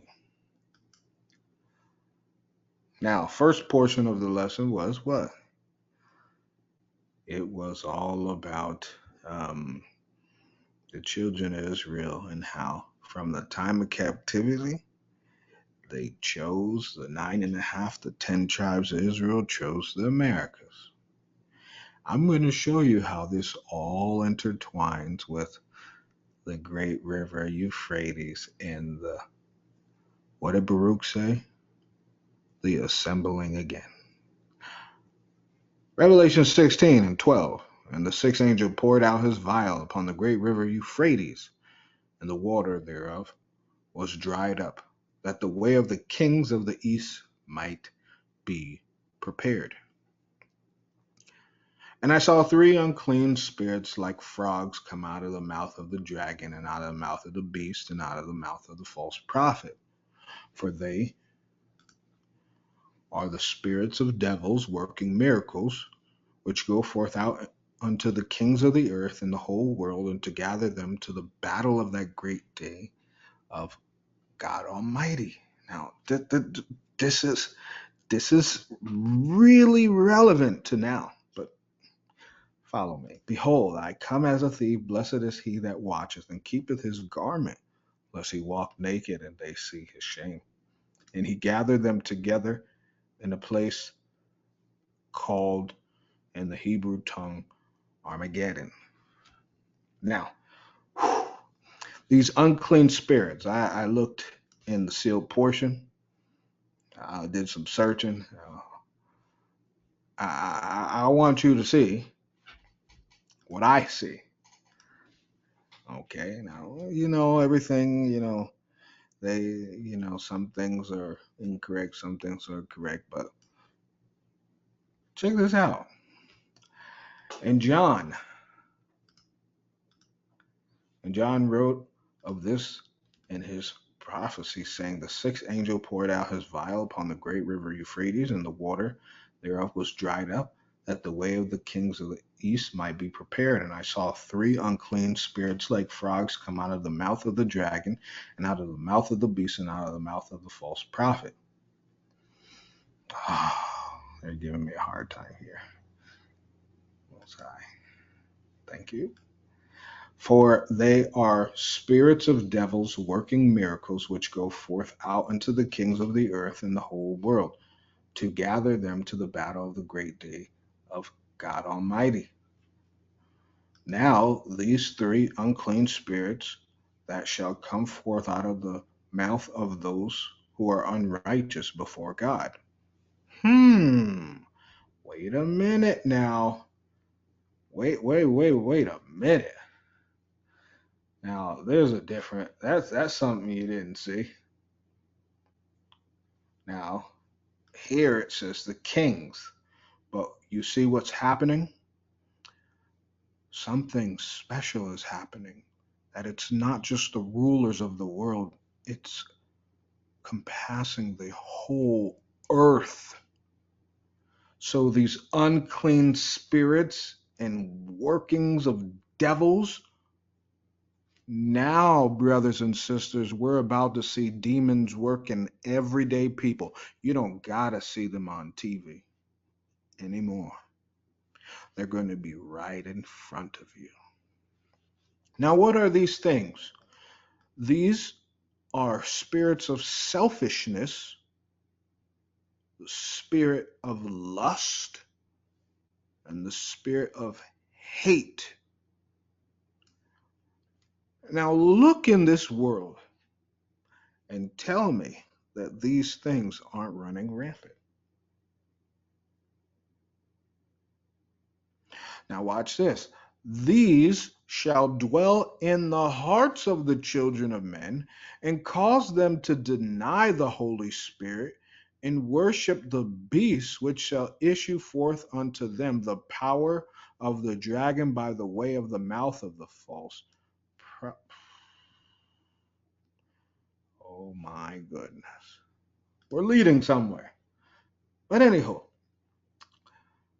this great river, Euphrates, drying up has to do with a plethora of twisted spirits being able to perform things throughout the entire world. Are you ready to see that?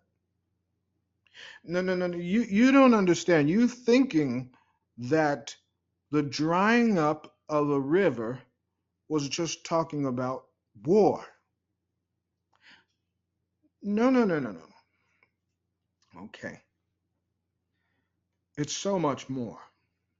But anywho, it's even referring to the gather them against the great day of the God Almighty, the battle.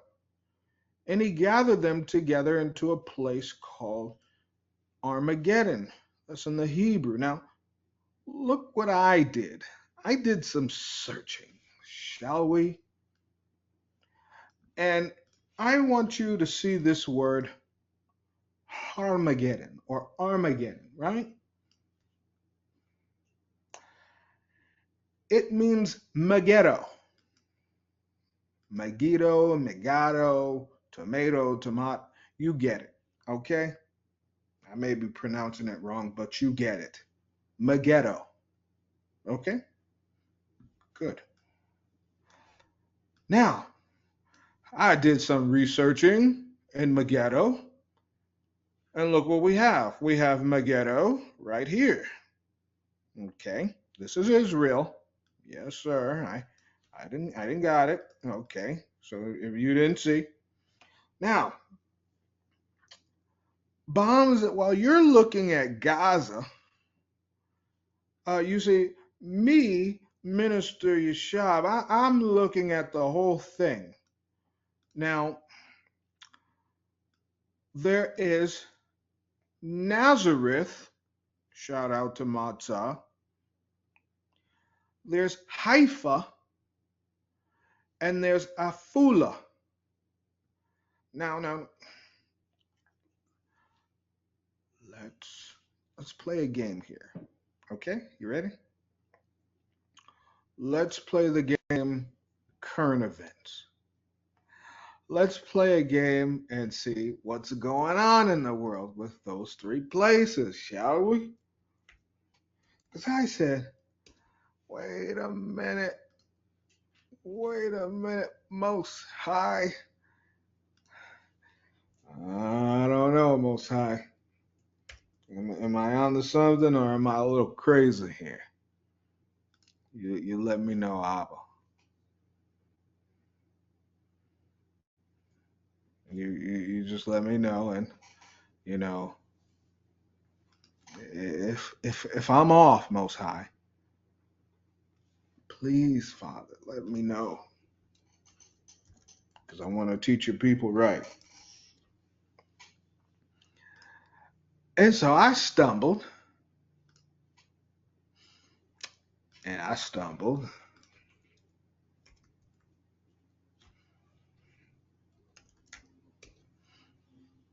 and I stumbled.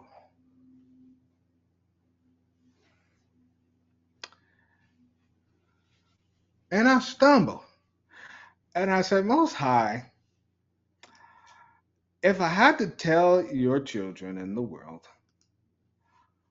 where prophecy is right now, where would you have me show them? So, what I did was, I went and I looked at this map, pull it out here, okay? We're going to put this together. Oops, sorry. There's new controls here, they update or something like that. Make sure I put the screen on, okay? Praise the Most High, the screen is on for you. So I went and looked, and so Armageddon means Megiddo. And I said, Most High, let me check Haifa. Haifa's right here by the water. They bombing Haifa. Okay, all right. You know, maybe it's nothing. Maybe it's nothing, you know? I mean, let's check Nazareth. I mean, Nazareth, they going through their things too. Hezbollah strikes Nazareth in rocket attack. I mean, threatening countless holy places 4 weeks ago. IDF fighting and clashing over Nazareth. Right?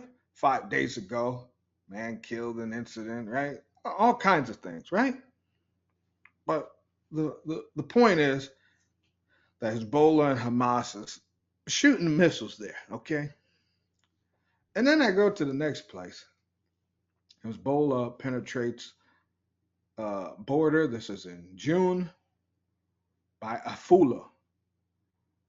Okay, Hezbollah intensifies heavy rocket barrage 3 weeks ago. They launched rocket barrage at key northern Israel air base. Okay, Haifa. Okay, oh, you see it's there, right? And then I go and type in Megiddo. Huh. Hezbollah targets Megiddo military airport. The Ramat David in the Amos basis.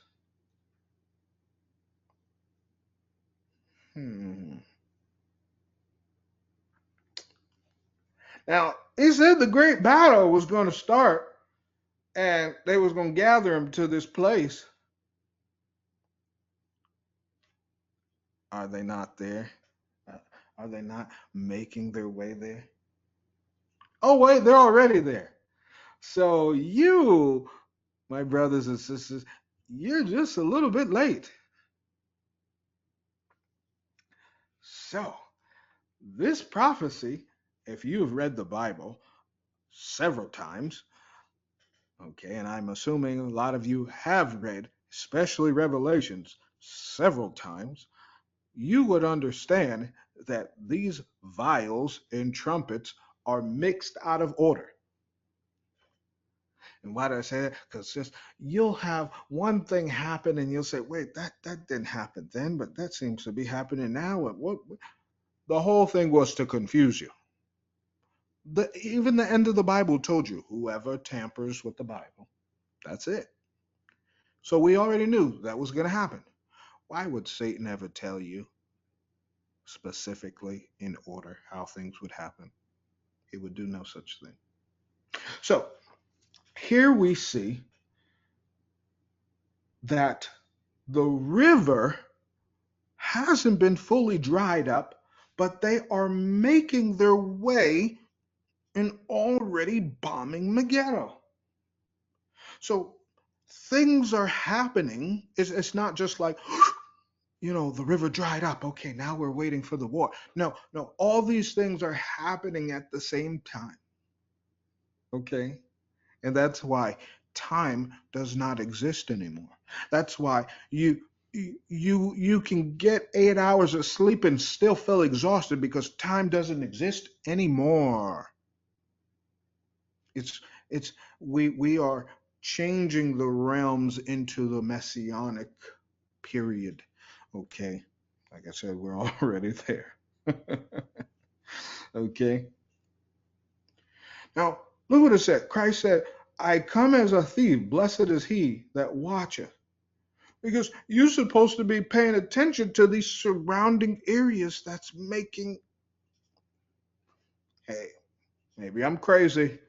Maybe I'm a little cuckoo for Cocoa Puffs, but that's what the scripture said. So like I said before in the other lesson, you're worrying about this and you're worrying about that. And I see it says, when the great river Euphrates dries up, the kings of the east might be prepared. Now, let's do, what's east of Israel? Let's see, shall we? Let's go to the wonderful Euphrates. Okay. Now, these are the two Tigris and Euphrates. Tigris and Euphrates. Okay. What's east of it? Now, if down is south and left is west. Oh, wait. That's Iran. So Iran is not going to come with boots into the region until the water is dried up. But hold on now. Hold on. I got some good stuff for you because I wouldn't be a minister, a watchman, if I didn't share all of the perspective, right? Because I want to be fair. I want you, this is your life, right? This is my life. This is all of our lives, right? And I want you to see just what's happening in the world. Okay.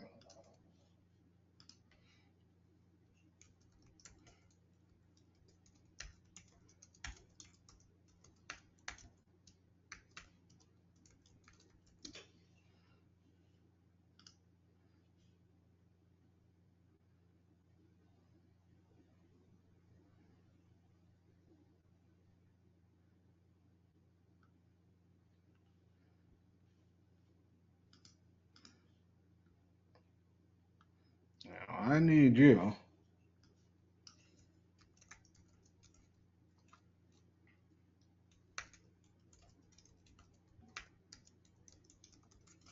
To see this.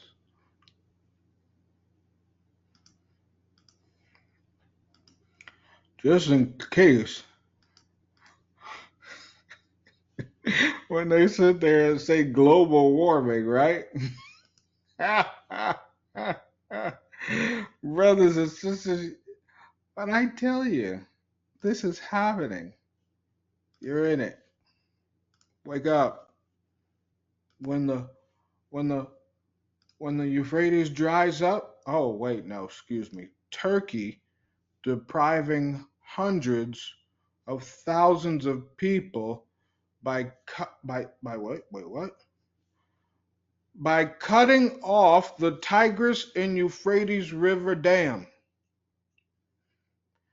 Well, I think it should dry up that way, certainly, shouldn't it? 2023. War happening 2023. They're already attacking Armageddon 2020. No, I'm just a little crazy, you know. Just a little off, you know. Just a little off because I can show you where we are in the scriptures. And that's why I tell you all these minute and foolish things. Some people are going to sit there and die talking about fringes. Are you stupid? You're going to sit there and die talking about tunics and and all the foolery that they're talking about. Are you stupid? Do you? And this is what Christ was saying. If you don't watch, my Father going to catch you slipping, and then you are going to be a disgrace, and they see his shame. That means everything will be brought to light. Your doctrine, all these people, what they're teaching, everything going to be brought to light because they're going to be shameful. Their congregation is going to say, why are you not teaching me this? I thought you said we had time. I thought you said we should. No, I'm just taking it a little too overboard, I guess. Right? Just just a little too overboard, right?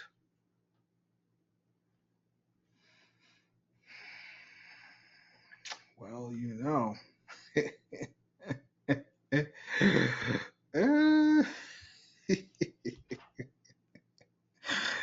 Most high, most high, most high. Most high, most high, most high. The water thereof was dried up, that the kings of the east might be prepared.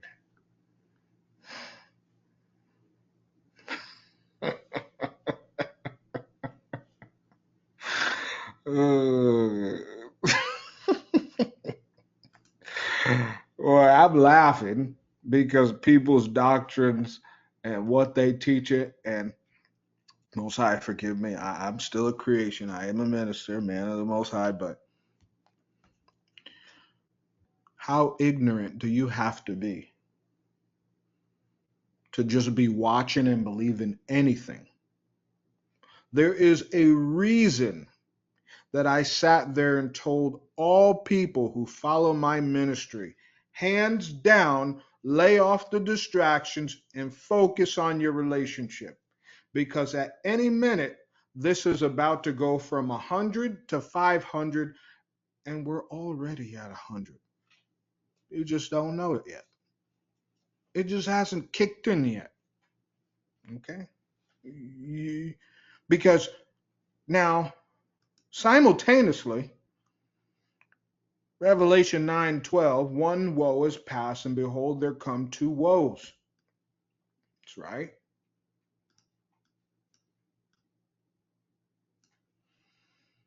there come two more woes, more hereafter. The sixth angel sounded, and I heard the voice of the four horns of the golden altar, which is before God, saying to the sixth angel which had the trumpet, loose the four angels which are bound in the great river Euphrates. Now, wait, hold up. So you got the river drying, you got a war going to meet people in the Megiddo, Armageddon, and then you got four angels that are bound to this river that's being purposely dried up.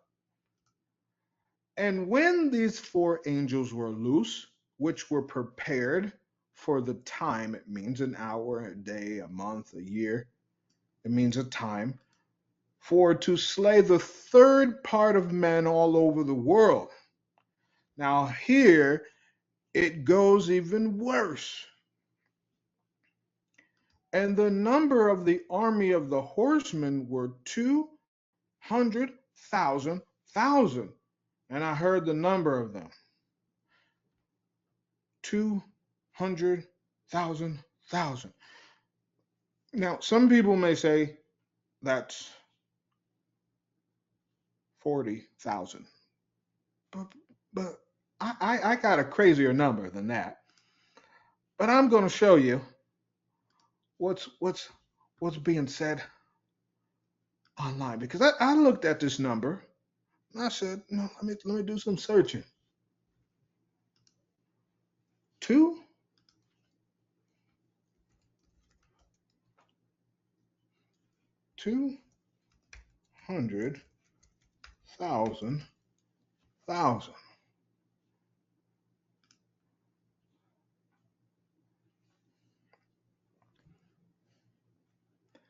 200.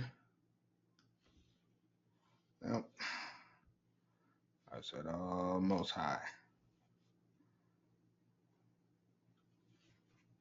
200,000.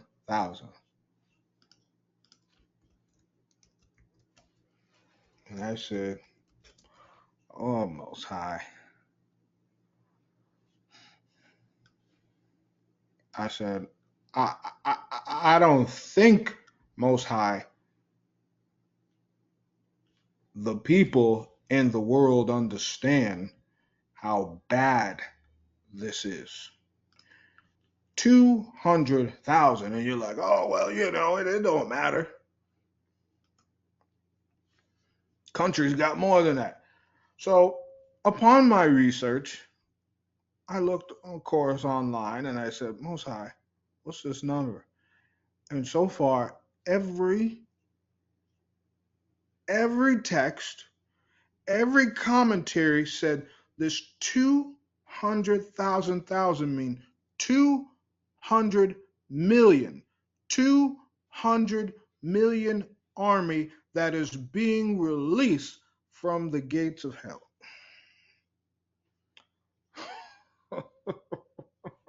Once the river is dry. Just FYI.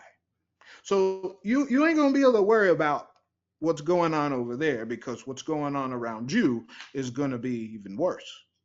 Just saying. Okay. Follow me, shall we?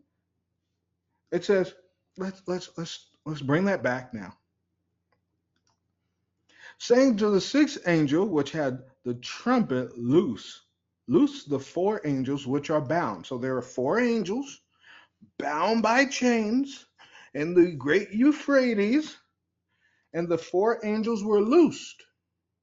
Okay. What was their job? To slay a third of men all over the world. And they had an army of horsemen with them. Oh my goodness, right? I mean, bad enough. Bad enough. Bad enough. Most High. Bad enough that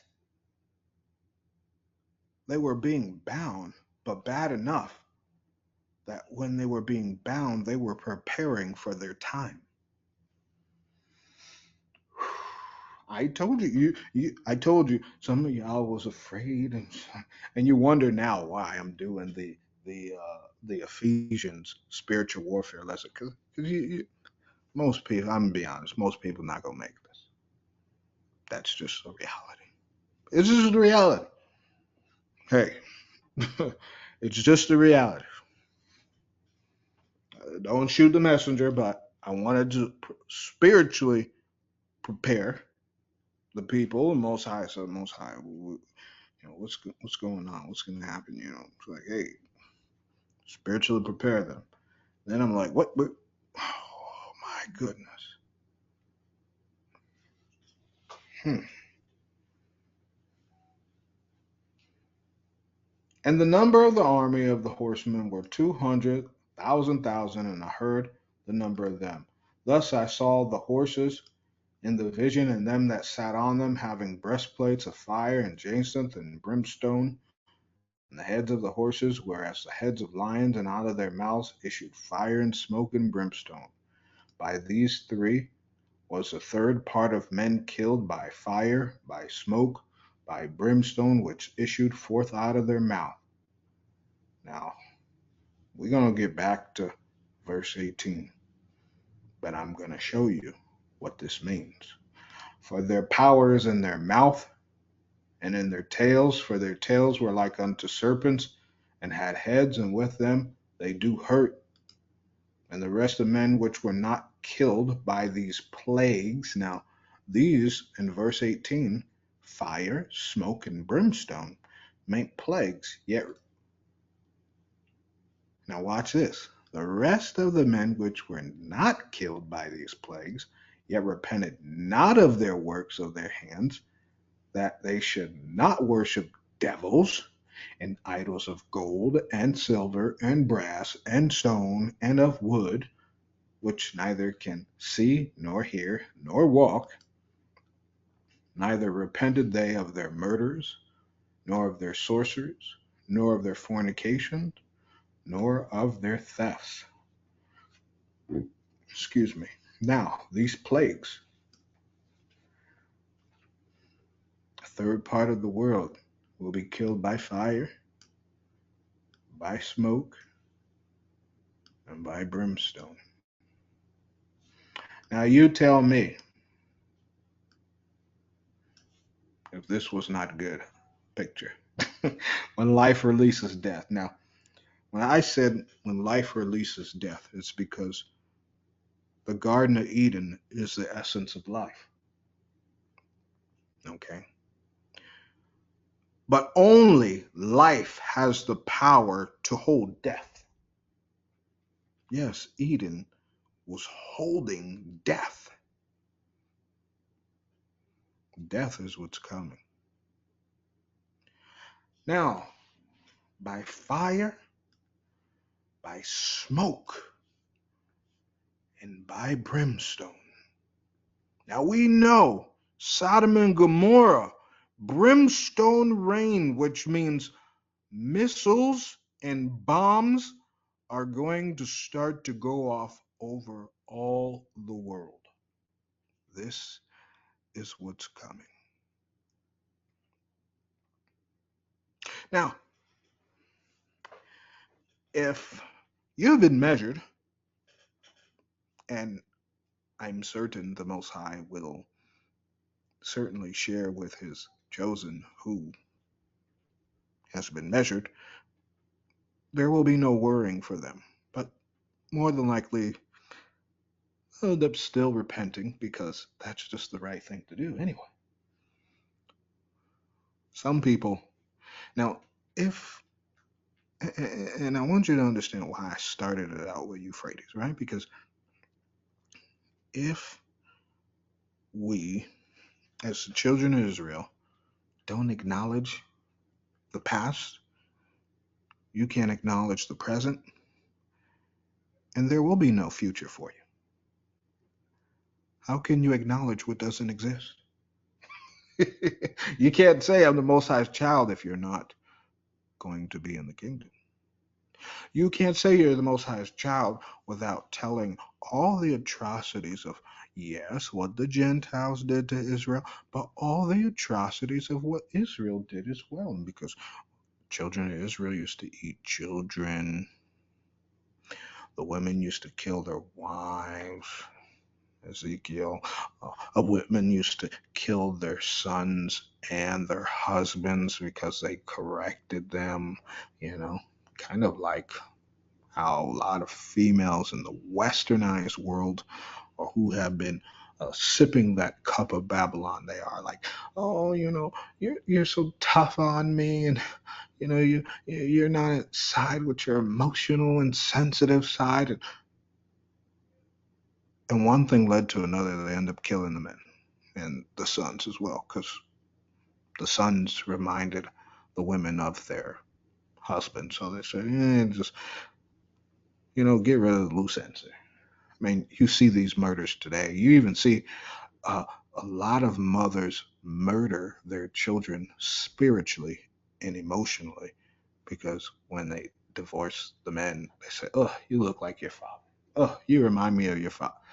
It's the same exact concept. But you can't be chosen with these things. You got to acknowledge. And because the world is selfish, they're going to believe, "Well, you've done this to me. This is why I deserve heaven. This is why I deserve this. This is why I deserve that." Go ahead, go on Twitter or X, go on BitChute and see some of the things that is just horrifying as the war crimes that's going on. And you tell me if those bombs care if you apologize to the Most High or not. I can tell you, they don't. So before they start dropping, you may want to start dropping to your knees, right? I want you to think about it because the common person wants to excuse their sin. The common person wants to say, well, she made me do it, or it was because of her, or if she hadn't, or if he hadn't done this, I wouldn't have had to do that. Well, I guess there's no distinction between you and her then, because she's blaming you and you're blaming her. So there's no need to even measure for you to be in the kingdom, because there is no difference. Wow. But if you think this is the full lesson, oh, you are sadly mistaken, because it gets even worse. It gets even worse. So them bombs is gonna drop, right? It's like, oh man, this is crazy. Maybe someone thinking maybe pulling their shirt, maybe a large glass of water, that gulp in their throat, like I forgot about that scripture, but good grief, what he really showed the surrounding places. He really showed Megiddo, and I mean, you can even look at Megiddo, Gaza too. I mean, whichever one you want to think it is, they're all being. But hey, whatever, right? Right? Because there's a Megiddo, Gaza, and that's getting the business too. But hey, you know what? I mean, maybe I'm wrong. Maybe you have time. You know what? 2 years from now, 3 years from now, 5 years from now, you'll be good to go, peachy keen, right? You know what? It's gonna come to it. So a lot of people are gonna start saying, "Hey, Minister Yeshua, can we talk?" I got one thing to say. Before we even talk about anything, can you acknowledge your faults? Can you acknowledge your sin? How long you been watching my lessons, my sermons, and why it took you so long to acknowledge that what you were doing or what you were listening to before was wrong? Okay. And And there are going to be people who say, "Oh, I'm so sorry. You know, I, I've, I fell off." Hey, falling off and getting on is two separate choices. That's up to you. You can either get in line with the Most High or get out of it. But both choices is up to you. You don't need to apologize to me. You know why? Because I'm not the one that's going to write your ticket into the kingdom. You're gonna have to ask you're gonna have to answer the Most High. Most High gonna say, "Well, you was doing so good, and then when such and such came by, you fell off for a few months. What happened?" "Well, you see these bills and family issues." And Most High gonna say, "Oh, okay, I see. Everything takes priority over me. But when you drop to your knees, when you're calling, when you're asking for an extra couple dollars to get food on the table, to pay your bills, I'm supposed to jump for you. But when I tell you to focus on me, everyone else comes in priority but me. You see, time for recompense. That's how people treat the Most High. Time for recompense.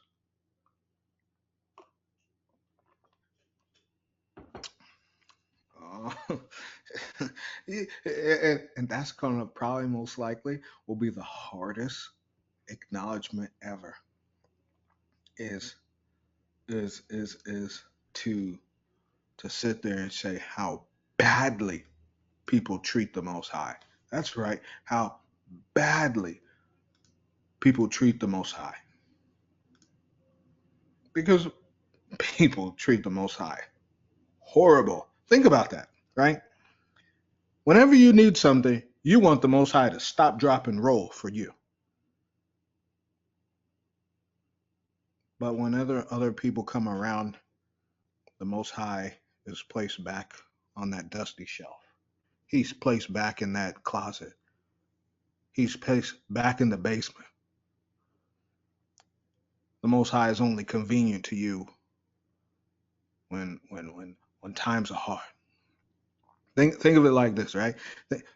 Most High is like your savings account. Like it's only there for when you need it. That's how people treat the Most High.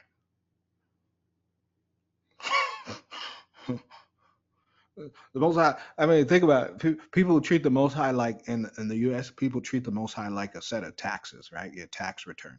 Oh well, you know what? I finally, I finally can use this taxes. I'm so happy. You know what I'm saying? And then when it's all gone, it's like okay, whatever. And then next year, you'll be praying to God, please let me get this. I need these taxes. I can start this business up. I can, get the set of clothes I need. I can do X, Y, and Z. I can pay this down payment. And then after that, no one cares. That's going to be the hardest pill to swallow. How people acknowledge the Most High. Because, hey, I'll sock it to you. and it's better you sock it to yourself than Satan.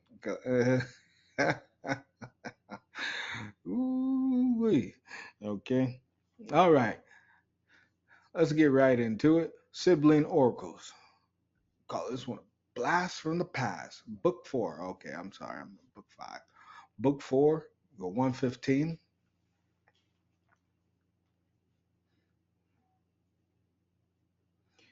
115 to 117.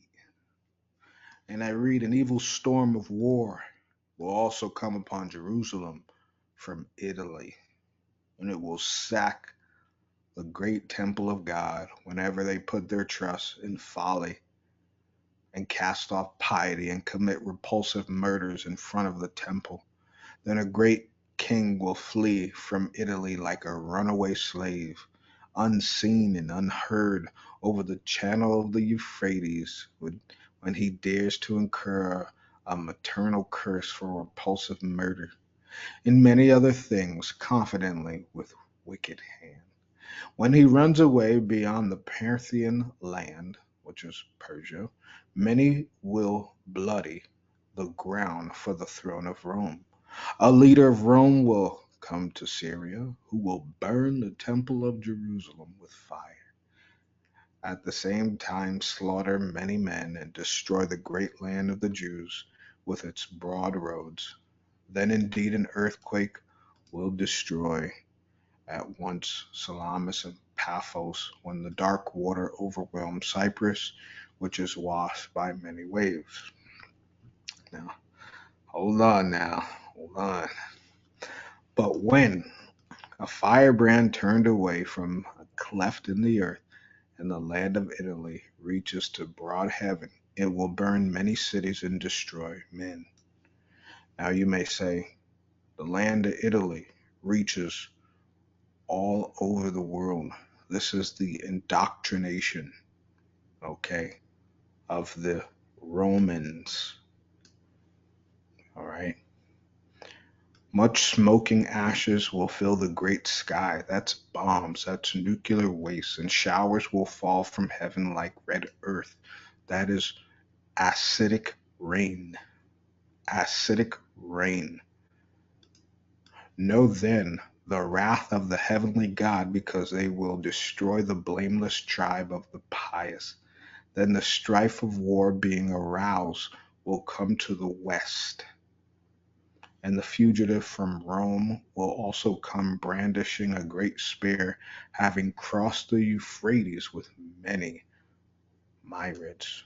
Wretched Antioch, which is Syria, but Turkey claims it, will no longer call you a city when you fall under spears by your folly.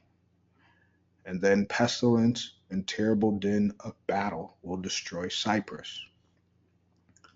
Woe to miserable Cyprus, a broad wave of the sea, and will cover you when you have been tossed up by the wintry blasts. Great wealth will come to Asia, which Rome itself once plundered and deposited in her house in many possessions. That means in the area that they're referring to as Asia is Europe, okay, and Italy. So Europe and Italy, they have gotten all those beautiful gems, even Saudi, even UAE, Dubai. They got all that gold, all those gems off the backs of those in what they call Africa and what they call South America. Side note, when looking at the United States and people were looking at, I think it was the Hurricane Helene, and how people were talking about the land grabs and the Black Rock, and people were saying, oh, why is this happening? Well, they said you did some history, and some people shared that. Isn't it strange how the very cities that were begging for help were the sundown cities in North Carolina there? And if you are unaware of sundown cities, okay, sundown cities were cities where when the sun goes down, black people and people of color were not allowed to go outside the house, and so they had to be inside. That's why it's sundown cities. They have some in Texas, they have some in different parts of the South, okay, and that sundown city in North Carolina was ravished by Hurricane Helene. Also, an area that was ravished was an area and also I think it was Idaho, or one of the places in the west part of America, where it was burning and they found all the lithium and they were kicking out all the people who own land there. It's kind of funny because they say, oh, I'm an American, but Was this not recompense for what you've done to people in Africa? You've taken their land, you've you've taken all their resources, and now your own country destroys your home and says you can no longer go home because we're going to take the resources by your home. Is that not a recompense? I would say so. And she will then pay back twice as much and more to Asia, and then there will be a surfeit of war. A bitter famine will destroy the city of the Carians, which are very beautifully turreted by the waters of Meander, whenever Meander, hides its dark water. But when faith in piety perishes from among men, and justice is hidden in the world, untrustworthy men living for unholy deeds will commit outrage, wicked, and evil deeds. No one will take account of the pious, but they will even destroy them all by foolishness and very infantile people rejoicing in outrages and applying their hands to blood. Even then, know that God is no longer benign, but gnashing his teeth in wrath, and destroying the entire race of men at once by a great conflagration. Just showing you how heated the Most High really is. Now, if I could be so kind to show you guys maybe some things that's happening. Okay, so I saw this in regards to Hazel, and they're embedded near civilians. And this was a press conference just a day or two ago, and this is what the United States had to say about Israel in bombing the children. They're embedded near civilians. Israel has a right to try and target those civilians, but they also have the obligation to minimize civilian harm and take every step possible to minimize civilian harm. So that's why we're. Well, you heard it for yourselves. Civilians. Israel has a right to try and target those civilians, but they. So Israel has a right to target civilians. Now, let's play this here. Once upon a time, Donald Trump said this. What are you expecting? Joe Biden said he doesn't think it's going to be a peaceful election day. Well, he doesn't have any idea what's happening in Euphrates. He spends most of his day sleeping. I think the bigger problem is the enemy from within, not even the people that have come in and destroying our country. By the way, totally destroying our country, the towns, the villages, they're being inundated. But I don't think they're the problem in terms of election day. I think the bigger problem are the people from within. We have some very bad people. We have some sick people, radical left lunatics. And I think they're and it should be very easily handled by, if necessary, by National Guard, or if really necessary, by the military, because they can't let that happen. How are you going to guard against the bureaucrats undermining? Now, I want you to see where the world is shifting. Israel has the right to do what? Near civilians. Israel has a right to try and target those civilians, but. Israel has a right to target civilians. Now, let's hear what your presidential candidate has to say. Idea what's happening in Euphrates. He spends most of his day sleeping. I think the bigger problem is the enemy from within. Now, the enemy from within. Not even the people that have come in and. Not even the migrants. It's the citizens. I want you to see where the world is about to shift. Okay.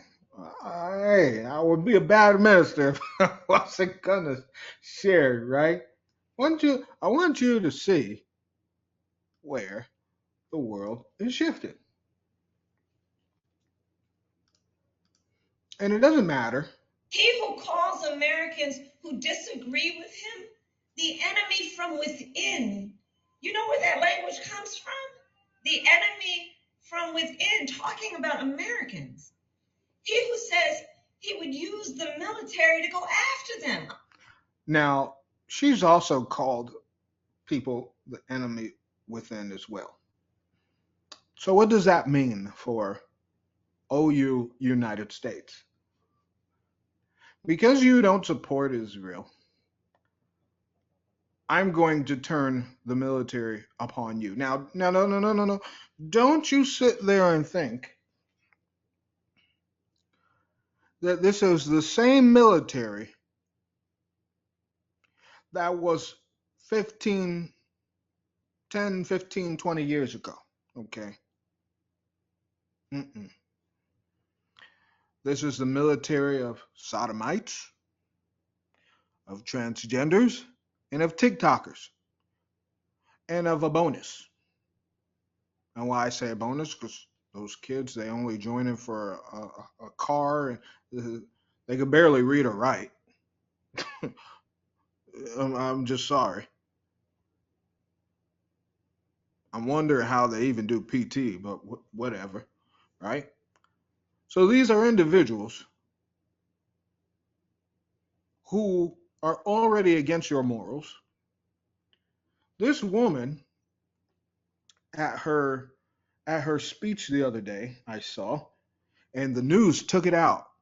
Someone at her speech said, "Lord is king." And she said on TV, national TV, "I think you're at the wrong rally. That one is down the street and the number is much smaller." I want you to understand, and I shared everything.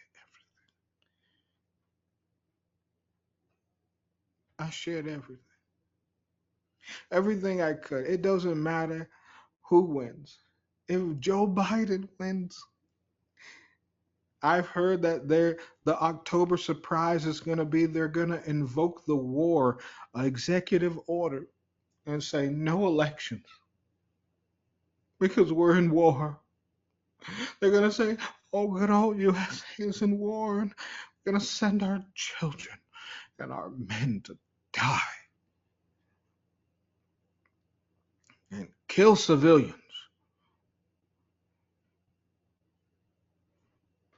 No.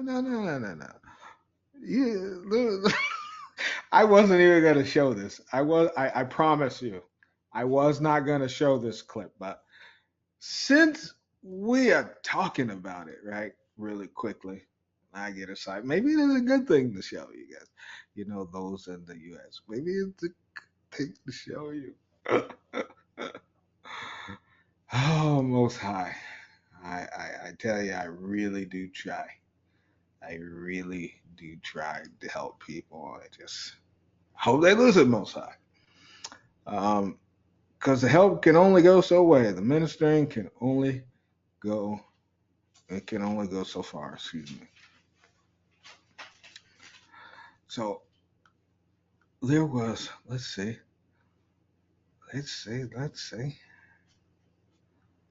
Give me one.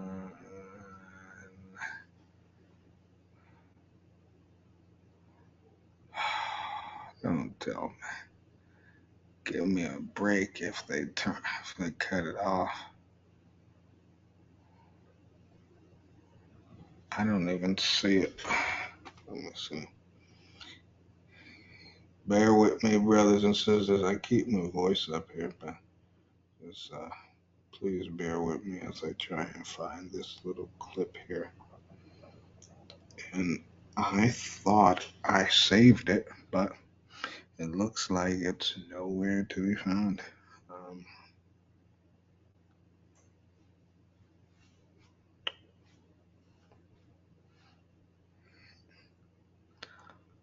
Here's what I'll do.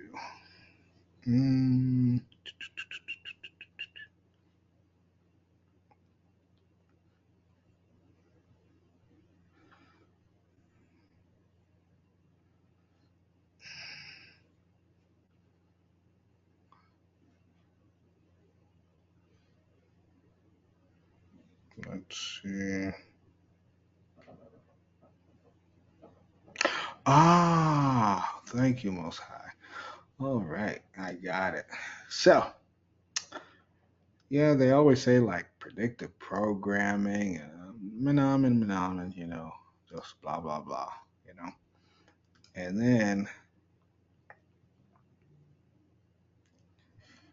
this comes up. My, oh my, Most High. What will you do with the world? I mean, can you be upset? The world, the way the world is, this is just what the world deserves. I mean, look how awful the world is. Okay, look how awful the world is. All right, so what you see on screen is LA Catholic Church payouts, clergy abuse, $1.5 billion, right? My goodness, right? It's crazy. But I want to turn to your attention the meeting that the president, I think it was Trump, went to, and all the presidents usually go to, right? It's a Catholic charity, supposedly, um, in New York. And Harris was supposed to be there, but she didn't show. And this is a comment they made. Okay, so listen up for those in the U.S. And likely a listen war. And I'm nervous. You know what I mean? It's like this is my first civil war, guys. I don't own a musket. Have we decided who's wearing blue and who's wearing gray? Because I look better in blue because my eyes. 15 days until the election and likely a civil war. And, I'm nervous. You know what I mean? It's like, this is my first civil war, guys. There you go. Destruction either way. And your civil war from the enemy within. This, and pay very close attention to the writing on the wall. This is where I shared with y'all the wolves in plain sight. This is where you get you get the smite the shepherd, scatter the sheep. This is where you get the 1/3 being attacked and going after people being shut down. Hey, the Most High is gonna let His men keep going.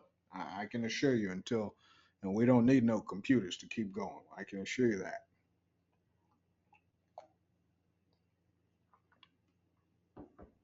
But hey, told you get your relationship together.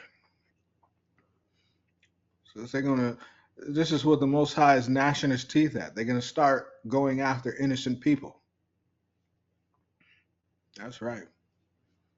The war, he said this was the beginning of the end. Same day, the United States says they got the right to attack civilians, which means you're a loose end. They don't care if they hit you, your grandma, your grandma's casket, whatever. They hey, and to take it a further step, anyone knew they tried to bury, they tried to take out the corpse of Joseph. They went and digged and tried and took out the Israelis tried to dig out the tomb of Joseph, because they thought that it would bring them protection. These people don't respect the dead or the living. They keep that in mind. It says, "Ah, wretched mortals, change these things, and do not lead the great God to all sorts of anger, but abandon daggers and groanings and murders and outrages, and wash your whole bodies in perennial rivers. Stretch out your hands to heaven and ask forgiveness for your previous deeds and make propitiation for bitter impiety with words of praise. God will grant repentance and will not destroy. He will stop his wrath again if you will practice honorable piety in your hearts. Y'all paying attention. Y'all paying attention. It's some bad things coming. It's some bad things coming.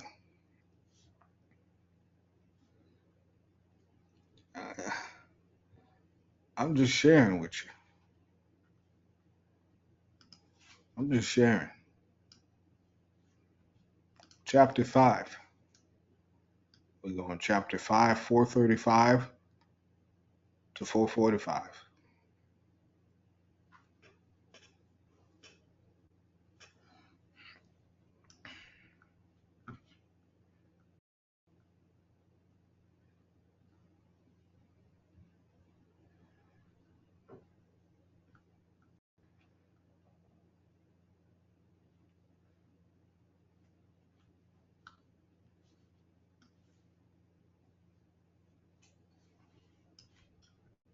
Four 35 reads, Woe to Babylon of golden throne and golden sandal.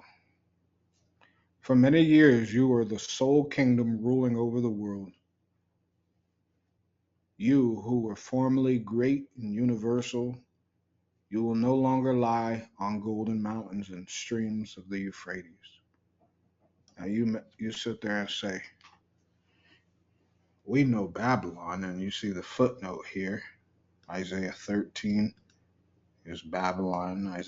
Jeremiah 51 is Babylon.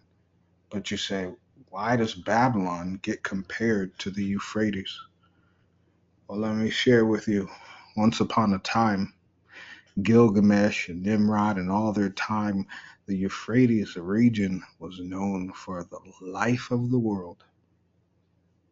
And what is the United States known as? The life of the party, the life of the world. It's referred to as Euphrates, the riches of Nimrod, Gilgamesh, that whole region, Babylon, Nimrod, right? It's referred to, its wealth is referred to as streams of Euphrates. It says, you will spread out flat by the turmoil of an earthquake. Terrible Perinthians made you shake all over. Perinthians are, once again, Persians, Iranians. Restrain your mouth with a brittle, impious race of Babylonians. Now, this is crazy because the whole citizenship of America is being called impious. If you ever wondered if there are any good in Babylon, you know who's a good person? Nobody, just like Christ said. Our Father is good. But you know who's a righteous person? One who listens to the Most High. And if the Most High tells you to get out of that place, you make sure you do everything to show the Most High that you're ready for him to deliver you out of that place. Because he calls the whole race of people, the whole Americans, impious. Is he wrong? Is he wrong? I mean, it's almost gotten to the blasphemy of the Bible and even just God himself and Christ himself is more out there. Where if you're not convinced, you probably should be there for the destruction. I'm just saying. If you're not convinced, I don't know what to tell you.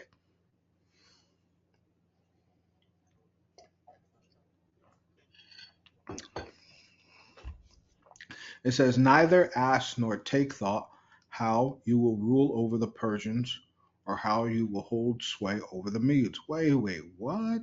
So this was the one thing that the Most High said you shouldn't even consider. Come on, stop what you're doing. Stop playing games. Because your dominion, which you had, you will send to Rome hostages, even those who were in bondage to Asia, Europe.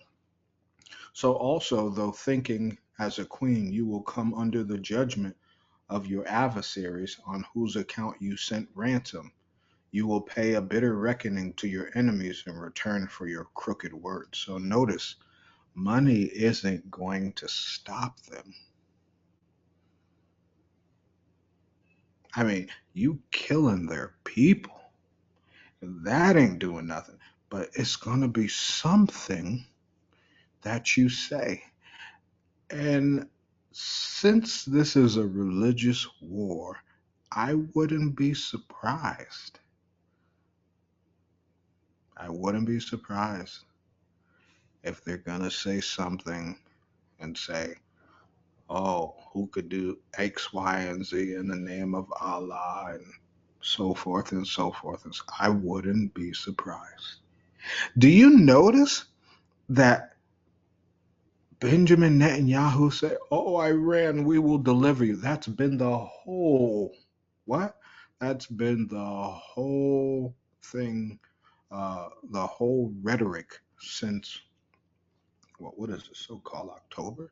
That's been the whole rhetoric since maybe August. Oh, Iran, the people of Iran, we are with you and we're going to help you. Come on. Right? Are we not looking at prophecy? Most High said don't do this. And they doing it. Why? Hey. TikTok, brothers and sisters. TikTok. All right. And we're going to speed up we're going to go backwards now to 95.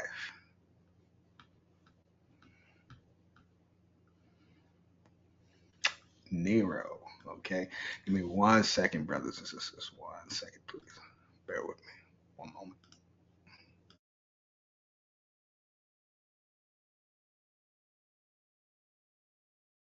Thank you, brothers and sisters, for that. Your hold on that brief pause. All right. Now, here's the crazy part. Okay. If it didn't get any crazier, a lot of people know about Nero, right? And the Christian church has really kind of done a lot in regards to like doctrine and saying that Nero was the Antichrist. Okay, I get it, right? But First John tells you who is an Antichrist. There's more than one, right? Brothers and sisters, when I saw this, I was like, oh my goodness, Most High. So not only do we have to acknowledge that the children of Israel split off from Euphrates, all our brothers and sisters have to do, 10 tribes who came from the Euphrates over into the Americas, all we have to do is acknowledge the Most High, get our act together, and stop being so darn prideful and follow the Most High properly. Then we have to have the ministries all over the world focus on getting themselves together, acknowledging themselves, and paying attention to how prophecy is going on, and then at the same time bracing yourself because an army of Shakath, so to speak, will be released from the Euphrates because they're drying it up. Global warming, my foot. Okay. Then they're telling you that this is the beginning of the end. people should rise up and that civilians will be targets. Now, what does that sound like? The Sibylline Oracle said the return of Nero. Now, if you didn't know what Nero did, and I won't go about him and his relationship with his mother and, all these things, but, horrible person, okay? He killed believers. He hung them. He tortured them. He was the worst. In fact, he called himself the beast. He called his own self the son, the 666, the beast, okay? He called himself that, okay? Don't believe me? Search it for yourself. You must, okay? Now, it says the return of Nero. Of course, there was no person named Nero. This is the spirit that is in the world that's about to come on through. It says, for the Persians will come onto your soil. Wait, what? The Persians will come onto your soil. And you can see the footnotes all through the side. I don't make none of this up. Like hail, and he will destroy your land and evil devising men with blood and corpses and by terrible altars. A savage-minded mighty man, much bloodied, raving nonsense with a full host of numerous as sand, bringing destruction on you. And then most prosperous of cities, you will be in great distress. All Asia falling to the ground. That's Europe. Europe, I told you was getting it too. That's why they're so scared about that. All the migrants, they about to turn that place everywhere. Yeah, y'all remember back in the day they used to say Batman and Robin, right? What were they fighting in Gotham City? Everywhere. Everywhere. And pay attention to the movies that they got out. They just put out the Joker, right? Wasn't it? I mean, we all had loved Batman, but let's just be honest. Everyone kind of took a little strange feeling to when they first put out Joker in the Heath Ledger Joker. Remember? And it was so like, whoa. And then they started showing, the Joker smile, right? And then in the movie, it was like, oh, my mom and my dad said, I'm going to make you smile, and put the smile from chin to cheek, right? And it's kind of weird. I watched, it was something that came on my news feed. It was a lawyer who said that she is a part of a representing case of the Diddy, and Diddy was going around telling women that he would, slice them from cheek to, but anyhow, after him and his bodyguards and other women he invited would do the things that they did. But anywho, it sort of just made me think of, like he's the real life Joker. But anywho, right? These are the sick things that we're seeing in the world. These are the sick things. Jokers all over the world, right? People so angry. I saw a video that happened outside of Dallas where a man went to go shoot another man. Supposedly it was about a cell phone. Truth came out that it was a woman was having an affair. And she told one man it was her child. He did a test. It wasn't. And he went to go and kill the other man in front of about maybe 20, 30 other people in an apartment complex. Children there, everything. Who's at fault for that? The man because he couldn't control his emotions? No, the woman for lying. Because you caused someone to no longer be alive. And the other man is in jail. and you'll more than likely do it to someone else. It's time to see what the world is.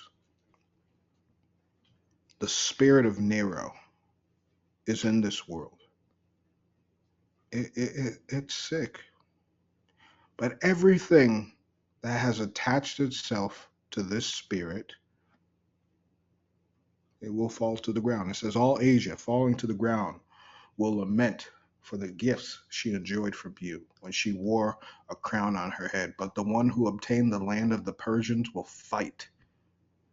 Killing every man, he will destroy all life, so that 1/3 portion will remain for wretched mortals. Isn't that what the Bible says? Isn't that there will be a third of the... Isn't that what the Revelation said? Do you not see that these... Never mind.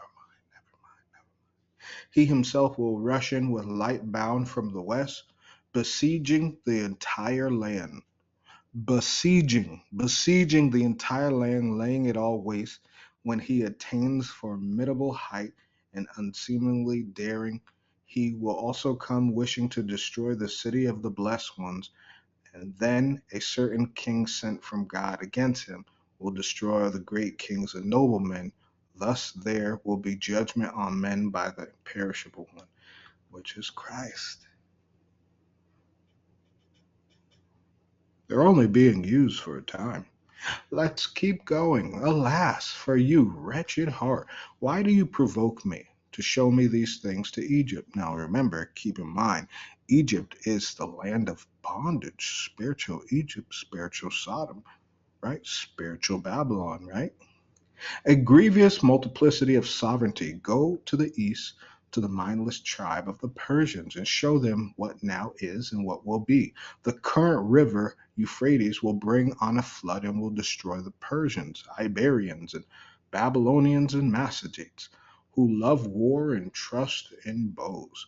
All Asia will blaze, burn with fire as far as the islands. Now, this flood is war, by the way, okay? Iberians, you understand? Russians, right? You understand that's a region by Russia. Let me get that real quick. Ooh wait. And I don't want to share too much because we there. We are there. And it's kind of scary as to... I know it can be scary. Did you see what happened with North Korea? North Korea sent 14,000 troops to Ukraine. What is North Korea doing in Ukraine? Oh, that's right. All these nations signed a treaty together. And then, did anyone see that they blew up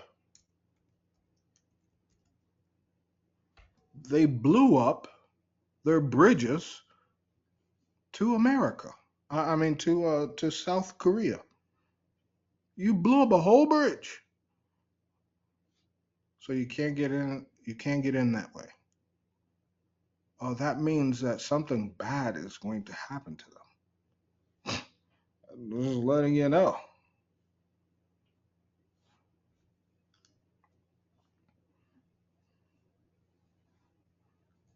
Oh, excuse me. I was thinking of Siberian, not Iberian. I apologize. But anywho, I shall show you. Here we go.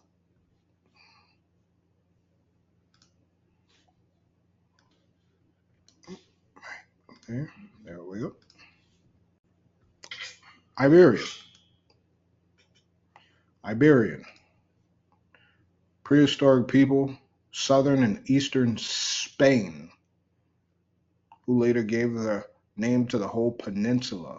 Waves of migrating Celtic people penetrated Portugal and Galatia. Yes, Galatia was the Galatians, by the way. Cantolia, Aragon, that's Spain.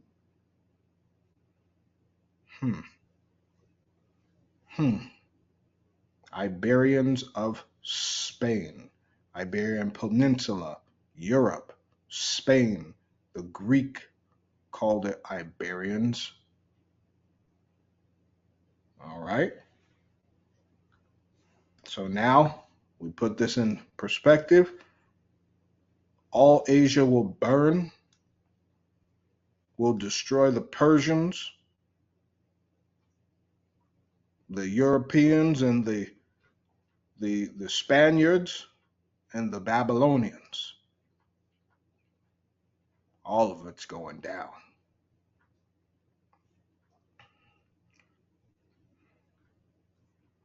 It says Pergamos, which was formerly revered, will perish like a bunch of grapes. Catan will appear totally desolate among men. I won't go over these names because we're running for time here. I don't want them to cut me off. All Lesbos will sink in the deep abyss so as to perish. Smyrna will one day roll down to the cliffs. She was once revered and famous. She will perish. Bithynians will bewail their land reduced to ashes. No, this is like that region of the Ukraine region, if I'm not mistaken.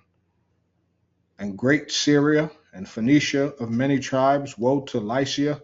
This is going towards Turkey and that Turkish European area. How many evils the sea devises against you, spontaneously and crouching on the grievous land, so that it will flood with a bad earthquake and bitter streams the watery shore of Lycia, which one breathe perfume.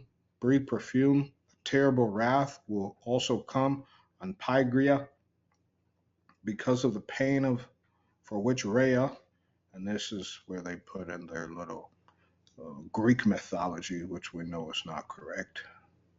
The sea will destroy the race and savage people of Tyre, and will destroy the plain of Lapis, break it off down from the earth. A deep eddying river, deep flowing, will destroy the land of Thessaly,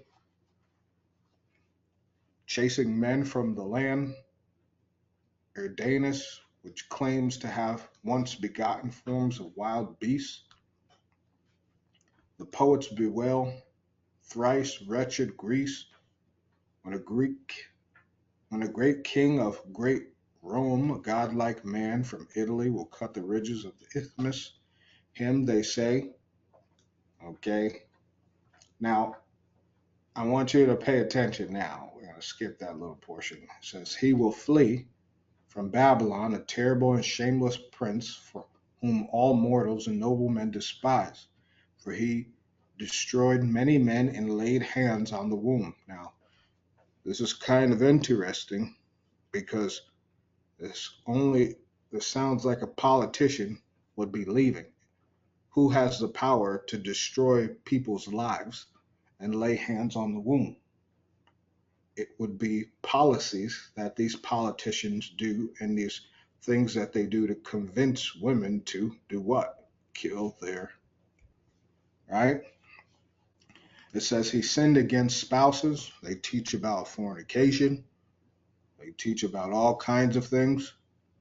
Was sprung from abominable people. He will come to the Medes and the king of the Persians, those whom he first desired and to whom he gave glory, lurking with these evil ones against the true people. He seized a divinely built temple and burned the citizens and peoples who went into it, men whom I rightly praise, for on his appearance the whole creation was shaken and kings perished, and those in whom sovereignty remained destroyed a great city and righteous people. Let's see. I think I did a typo there. Let's see. Yep. But when, after the fourth year, the great stars shine, and I'll skip this, okay, because it's a little too much mythology in there. So this is the oracle against Rome. You will be among evil mortals, suffering evils, but you will remain utterly desolate for all ages, yet it will exist, and it will remain utterly desolate forever, despising your soil because you desired sorcery. With you are found adulteries and illicit intercourse with effeminate and unjust, evil city, ill-fated above all. Alas, the city of the Latin land, unclean in all things, Mianet, rejoicing in vipers. As a widow you will sit by the banks, and the river Tiber will weep for you and consort. Now, this goes back, yes, it does go back to the actual Rome, because once Babylon is dealt with, but at this point, Babylon, the United States, takes the name of Rome, okay, because it took on what Rome was trying to do, bring in different ideologies of paganism. You have a murderous heart and an impious spirit. Did you not know what God can do, what he devises, but you said, I alone am, and none will ravage me. Isn't that what Americans say? America says. But now God, who is forever, will destroy you and all your people, and there will no longer be any sign of you in that land, as there was formerly, when the great God found your honors. Remain alone, lawless one, mingled with burning fire, inhabit the lawless neither region of the Hades. Now Egypt. Now again Egypt, I bewail your fate, Memphis. You will be your leader of labor, smitten on the ankles. In you the pyramids will utter a shameless sound. Python, rightly called double city of old, be silent forever, that you may desist from wickedness, arrogance, treasury of evil labors, Meonad, a myriad of many laments, dire sufferer, tearful one. You will remain a widow forever. For many years you alone were the ruler of the world. But when Barca puts on over a dirty one, may I neither be nor come into being. A savage man will destroy your people, but you will take gray garments and lament, wretched one, alone, and will make retribution for everything which you did before, having a shameless spirit. Then we'll see lamentation because of lawless deeds, and the great man of Ethiopia shall destroy. Sign. Right. Okay. And I think I kind of did a typo. Okay. But all in all, and I think I was supposed to stop at I'll read this one. Denunciation of arrogance. Arrogance unstable, one of evil counsels, surrounded by evil fates, beginning and end in turmoil, and great end of turmoil for men. When creation is damaged and saved again by the fates, leader of evils and great afflictions to men, which of mortals desired you, who did not resent you within, by you a certain king cast down, destroy his revered life. You arrange all things badly and brought on a full flood of evil, and through the beautiful folds of the world were changed. Put forth these causes for our strife, perhaps they are the last. How and what do you say? I will persuade you, and even if I blame you somewhat, I will speak. Brothers and sisters, I'm sharing that just to go over the destructions that will happen to the U.S., to Europe. Okay, and you kind of have it like where some of these nations are wanting to, you know, say, oh, we want to be with the Palestinian people. Just remember, the Most High is gathering these people for war. want you to keep that in mind. I want you to keep that in mind. But you have to also think, right? And I will do a lesson on this eventually. Yeah, so you also have to think. Humans, we die, right? We're born and we die.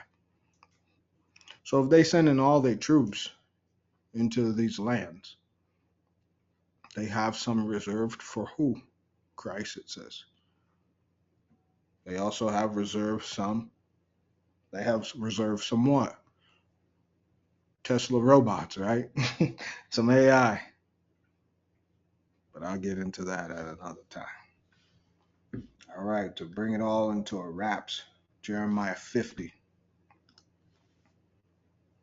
And Most High knows one day I'm gonna have to get through Jeremiah 50, like in just 51, and probably just break it down like piece by piece by piece by piece.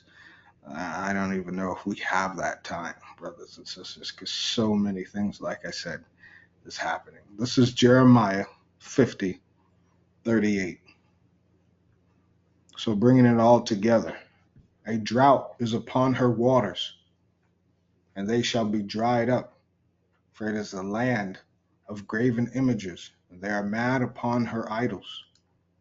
Wherefore the wild beasts of the desert with the wild beasts of the islands shall dwell there, and the owls shall dwell therein, and it shall be no more inhabited forever, neither shall it be in from generation to generation, as God overthrew Sodom and Gomorrah and the neighbor cities thereof, saith the Lord, so shall no man abide therein, neither shall any son of man dwell therein.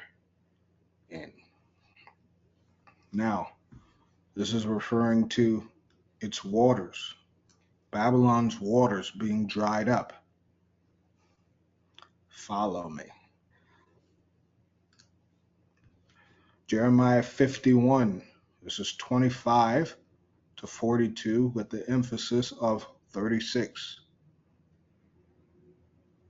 It reads, Behold, I am against thee, O destroying mountain, saith the Lord, which destroys all the earth. And I will stretch out my hand upon thee and roll thee down from the rocks, and will make thee a burnt mountain. And they shall not take of thee a stone for a corner, nor a stone for foundations, but thou shalt be desolate forever, saith the Lord. Set up a standard in the land, blow the trumpet among the nations, prepare the nations against her, call together against her the kingdoms of Harat, which is Turkey, Mini, which is Iran, and Ashkenaz, which is Japhetic, which is the Germans. Appoint a captain against her, and I almost think that this is kind of interjected, but we understand that through prior lessons that the Jews are Germans, the Jewish people are Germans, and so they want to destroy America as well. Appoint a captain against her, cause the horse to come up as the rough caterpillars, prepare against her the nations with the kings of the Medes. And so that's why you see the Iranians, they're going into every single country. They're going and doing talks with Qatar. They're doing talks in the UAE. They're doing talks in Saudi. They're doing talks in Egypt. They're doing talks in Turkey. They're doing talks in North Korea. I mean, hey, they're setting up the pieces. This is chess, not checkers. And the land shall tremble in sorrow, for every person of the Lord shall be performed. For every purpose of the Lord shall be performed against Babylon, to make the land of Babylon a desolation without an inhabitant. The mighty men of Babylon have forborne to fight. They have remained in their holds. Their might have failed. They became as women. Now, how did they become as women? The effeminate, well, Just look up military TikTok videos from, military. They're all, yeah, they're all the other way. They have burned her dwelling places. Her bars are broken. One post shall run to meet another, one messenger to meet another, to show the king of Babylon that his city is taken at the end. Excuse me. And that the passages are stopped. That means highways and tolls and all those things, getting the ins and outs. And the reeds they have burned with fire. And the men of war are frightened. That means they're soldiers, combat veterans. Okay. For thus saith the Lord of hosts, the God of Israel, the daughter of Babylon is like a threshing floor. It is time to thresh her. Yet a little while, and the time of her harvest shall come. Now I want you to understand that term harvest. Remember, the Most High talks about the harvest, right? In the book of Matthew, in the Gospels. Him gathering his crops, right? You don't think that the Most High would place it upon those who he wants to lead out of that place to prepare them for that harvest? Pay attention. Nebuchadnezzar, king of Babylon, hath devoured me. He hath crushed me. He hath made me an empty vessel. He hath swallowed me up like a dragon. He hath filled his belly with my delicates. He cast me out. He hath cast me out. The violence done to me and to my flesh be upon Babylon. Shall the inhabitant of Zion say, and my blood upon the inhabitants of Chaldea shall Jerusalem say. Therefore, thus saith the Lord, behold, I will plead thy cause, and take vengeance for thee, and I will dry up her sea, and make her springs dry. Now, once again, this is a direct correlation to Euphrates. Let's keep going and see. And Babylon shall become heaps, a dwelling place for dragons, and astonishment, and a hissing without an inhabitant. They shall roar together like lions. They shall yell as lions whelps. In their heat I will make their feast, and I will make them drunken, that they may rejoice and sleep a perpetual sleep and not wake, saith the Lord. Now, for those of you who may be in the U.S. and you're wondering why people aren't getting it, the Most High wants this to come by surprise to all the people there. Okay? He wants them to come. So I want you to understand, my brothers and sisters. It said, blessed is he, that faithful servant who's watching, right? If you are in Babylon and you are fervently watching, do you not think that the Most High doesn't see what you're doing? I want y'all to keep this in mind. So you could be in Oregon, you can be in Maine, you can be in Florida, you can be in Missouri, you can be in Kansas. It doesn't matter where you are. I already spoke on this before, that the Most High would give people an opportunity. And guess what? You had to take it. You had to take it of faith. Stop trying to sit there and save people who ain't supposed. And I know it sounds harsh. Some people say who ain't supposed to be saved. I know it sounds harsh.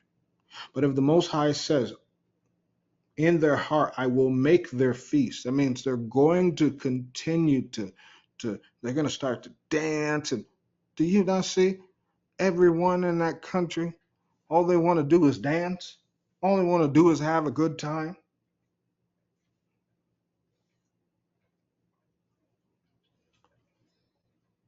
Every day is a feast for them. Every day is a drunken day for them.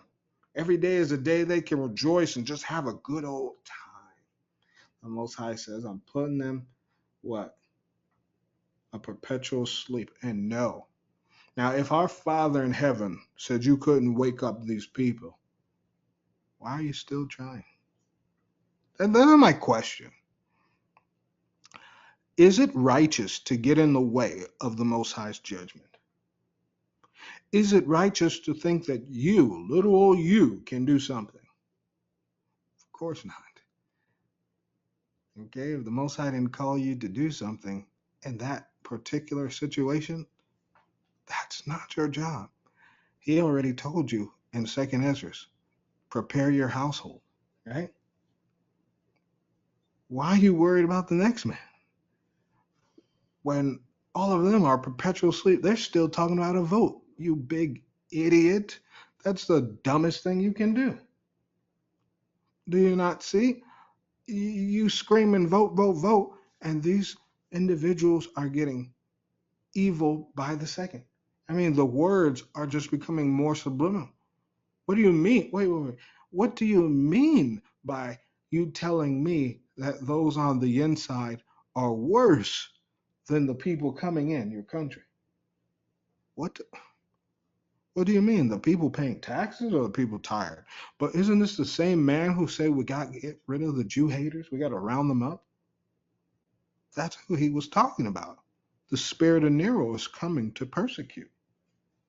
It's coming. You don't want to accept my Jews, so I'm going to persecute the real ones. And because they're all under sleep, they're going to sit there and say, well, you can't treat us like this, you idiot. Ain't nothing going to change. The Most High already said it. By you trying to wake up someone is by you hitting it's like you hitting a tree with a baseball bat thinking you're going to cut it like an axe. You look insane. It looks insane. I want you to close your eyes and think, imagine striking a tree with a baseball bat thinking you're going to cut it down as if you were, a lumberjack. You look crazy. You not only look crazy to people who understand the scripture, imagine how you look towards your angel of presence and the Most High. At the end of the day, when the angels of presence go back up to the kingdom to share what you've done for the day, and the angels of presence just got their hand on their head like, oh, Most High, I can't get it through to them. And your angel of presence just embarrassed is saying, well, Most High, they keep trying. I keep showing them that they need to focus on themselves, and they just keep trying to do everything else but listen to your words. As if Christ didn't say, hey, everyone that says, Lord, Lord, isn't getting to the kingdom. You're doing all these works, you're trying to, and people hated me for saying it. You're doing all these works, trying to save people, yet you're going to the same place they're going. What was the point?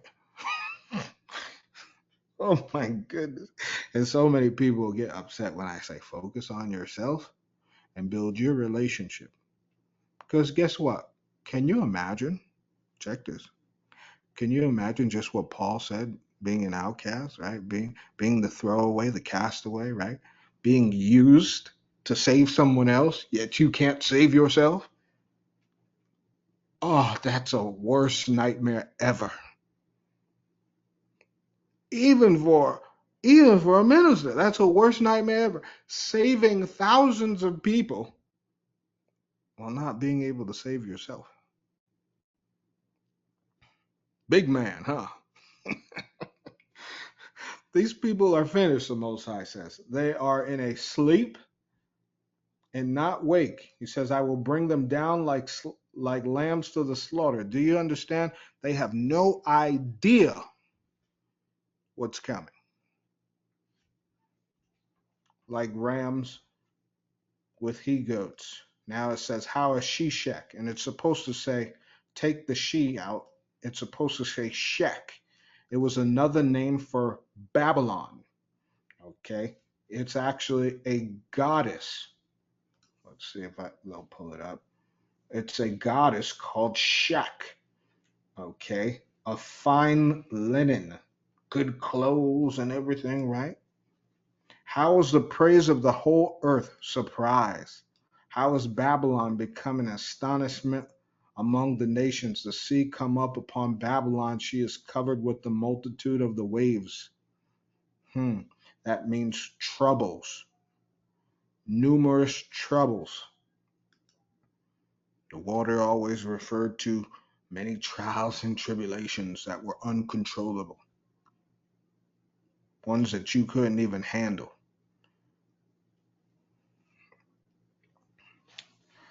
Now, if you, let me see, go all the way down, right? Let me see.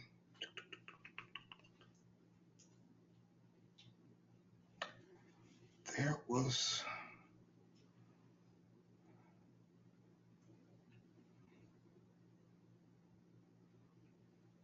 I feel like there's one itty bitty scripture.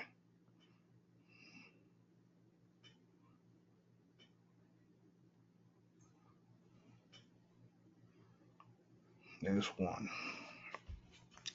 Now, anywho, because I think what happened was I was using the older version of the Bible, and they changed the words, which is catastrophic. They changed the words in this Bible. Okay. So, let me see. Now, in 63 here, it says, "And it shall be when thou hast made an end of reading this book, that thou shalt bind a stone and cast it into the midst of the Euphrates." Now, I want you to understand that the destruction of Babylon and the drying up of Euphrates are hand in hand. Follow me, okay? Now we know the scripture for Euphrates is about the drying up of the water, okay? In the book of Jeremiah 50 and 51, it talks about the water coming upon Babylon. Now, I will punish Bel in Babylon. Her cities are a desolation, a dry land, right? So how do you get dry land, but yet the waters will destroy? It's because the Euphrates is a term of, it's kind of like I said, it's synonymous with greatness and pride. And you had Nebuchadnezzar in the same region. You had Nimrod, you had Gilgamesh, you had everyone who wanted to be someone. They wanted to go there, they wanted to live there. They had everything. A lot of people call it the cradle of life, the cradle of civilization. So I say this to tell you, brothers and sisters, as we wrap this all up.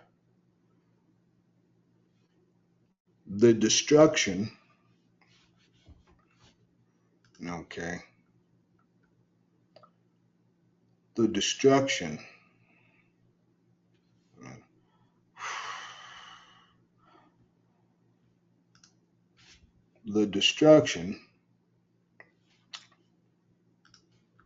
or should I say, not even really the destruction is coming. But nonetheless, what you need to, the key points of when life releases death. One, the Euphrates in the physical and the Euphrates in the spiritual. Okay, let's see.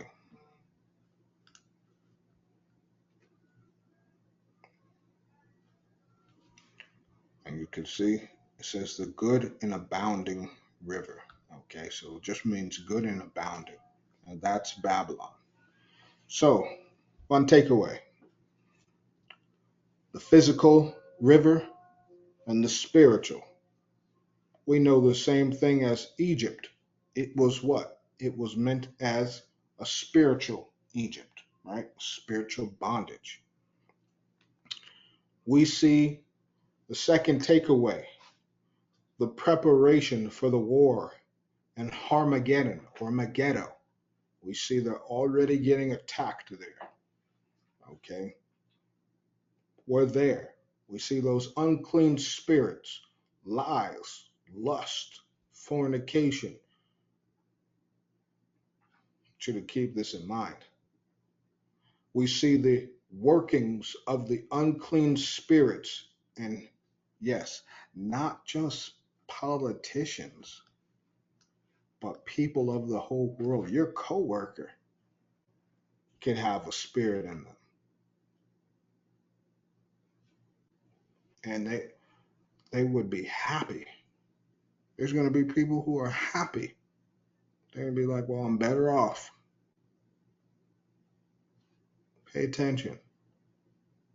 And all while these spirits are trying to intimidate you and me and all of us all over the world who are in righteousness, because this is going over the world, do understand the goal is to make you drop the ball. I want you to understand something else. The spirits are not going to bother who they already have. I repeat, the spirits are not going to bother who they already have. The spirits are not going to waste their precious, valuable time on people they have already convinced of their evil, that it's good. So this is why there is no reason to be sitting there telling anyone, especially in Babylon, the right and wrong. It's over. It's over. They still think there's an election. I don't care if Trump wins. They still think Trump is a savior. I don't care if Kamala wins. They still think she's amazing. When at the end of the day, they're all the same people. They're all working for, you got one that won't acknowledge Christ, and you got one that want to persecute those who talk about the evil that they do. Which evil would you pick? I want no say in choosing any evil. Because if I have to say so, I will only choose the choice of Christ, the choice of the Most High. The next takeaway, I will be doing a lesson on the truth. The next spiritual warfare lesson will be on the truth. Truth amongst a world of spirits. And I'm going to break that down into 3 segments: truth, knowledge, and understanding, because they're all different things. And more than likely, I will put knowledge and understanding together, but the truth. Because you see the problem with those in Babylon, where the Most High says, hey, they living good, they living it up, let them enjoy. You know why the Most High says that? Because they have hijacked truth. They have hijacked it and said, well, your truth is my truth, but this is my truth. There's only one truth, the truth of who created the world. And if I didn't create the world, it ain't my truth. There ain't no truth. And my means I own it, right? My shirt, my pants, my shoes, my hat, right? I own it. Truth does not belong to you or me. Truth belongs to the Creator because He created things in truth. You and I created nothing, which means how can someone sit there and say, oh, this is my truth? If you don't get out of my face with that foolishness,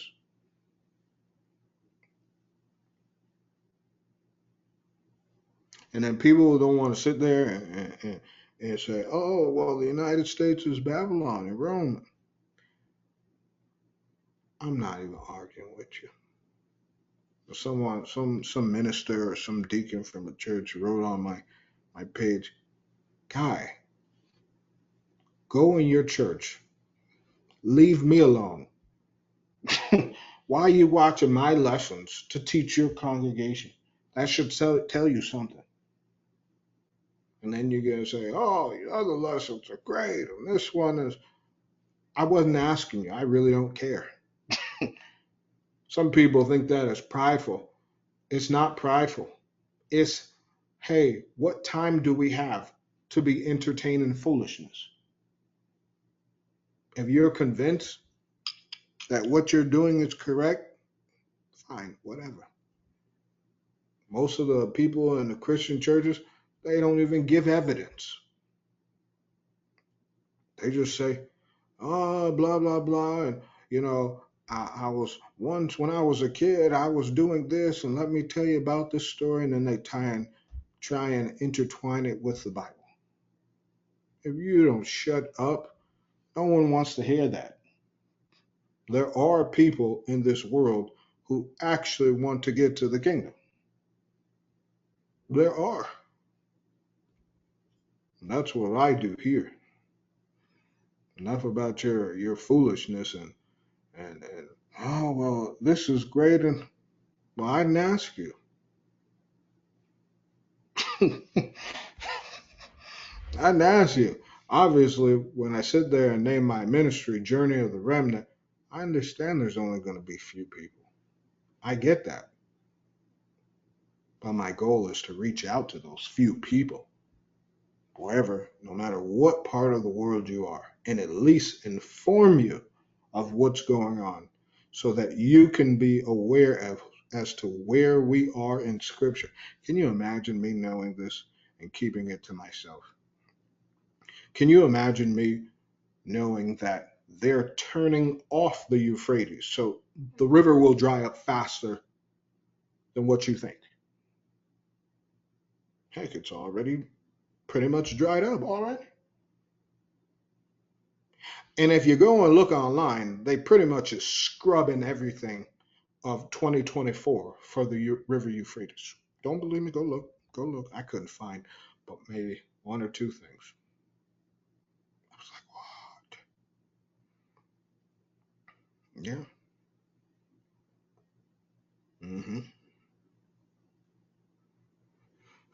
Now, that's the takeaway. Another takeaway. Pay attention, you guys. Pay attention. Pay attention to your relationship. And why do people say, oh, some Israelite brothers and sisters will say, oh, I don't hear you talking about the law. You're going to send these people to hell. Let me explain to you, naysayers, okay? Telling someone to build their relationship is telling them to follow the commandments of the Most High. You don't believe me? Let's go to Deuteronomy. Okay.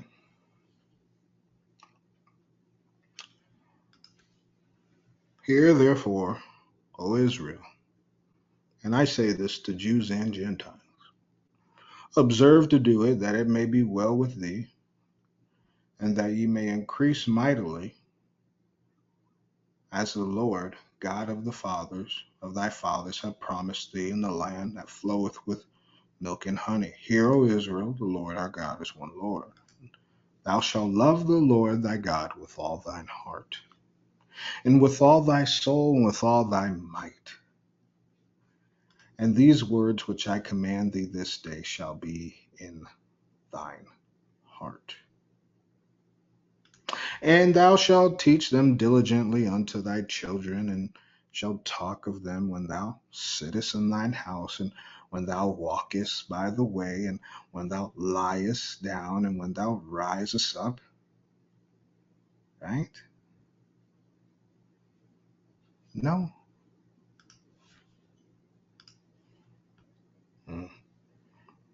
No, not really. Let us hear the whole conclusion.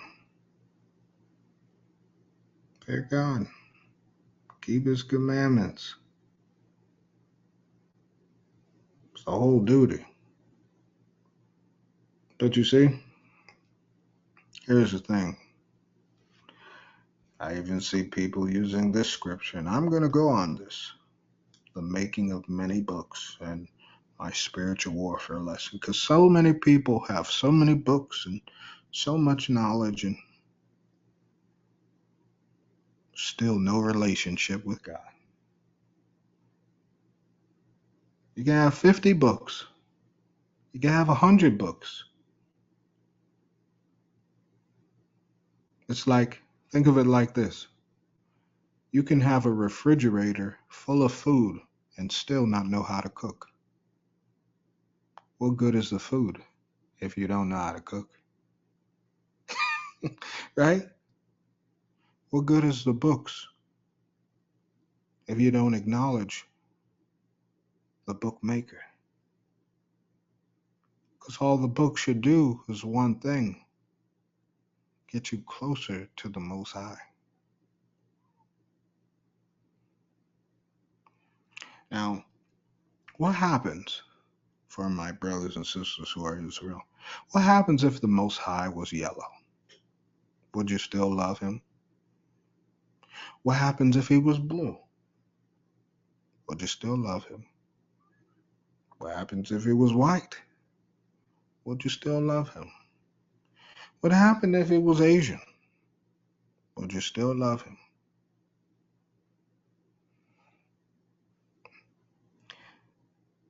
These are questions that my brothers and sisters of Israel need to think about, because if you are Israel and you follow another congregation or another community, your time is coming. Their time is coming for the lies to be over with. And I'm sharing this with you because of where we are in prophecy.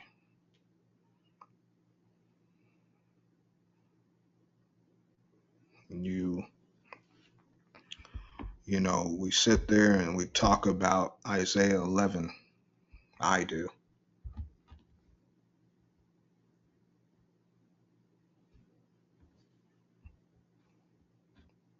And sometimes they may, I don't know if they do. And they give no hope to people, the truthful hope. Because you know what? At the end of the day, when these armies of hell come and they start plaguing people with bombs and fire all over the world,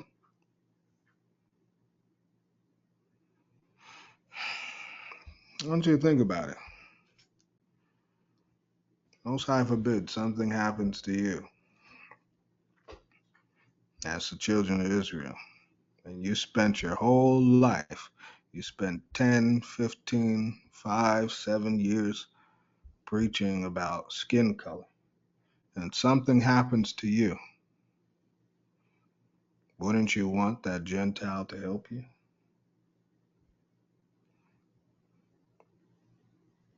I'm just saying. I'm just saying. This is my message to all the children of Israel, leave those congregations, leave those Israelite communities, because they're going to destroy you. They're going to destroy you. And it's sad because you sit there and, yeah, I know quite a lot of people. And, you know, I sit there and think, only if you understood how severe this is. I don't think people understand. I don't think people understand, brothers and sisters, how everyone will be forced to acknowledge, yeah, but would you rather acknowledge your sins and your faults and even your wrongs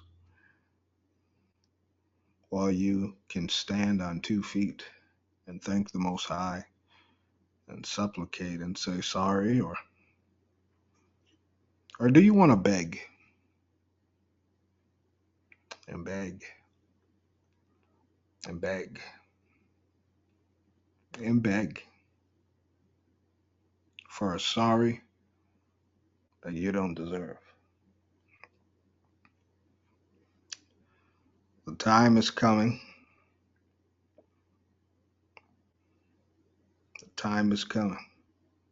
Babylon's numbers are up too, synonymously with Armageddon, bringing them to the battle. Valley of Jehoshaphat, Joel 3, Babylon destruction, Europe destruction.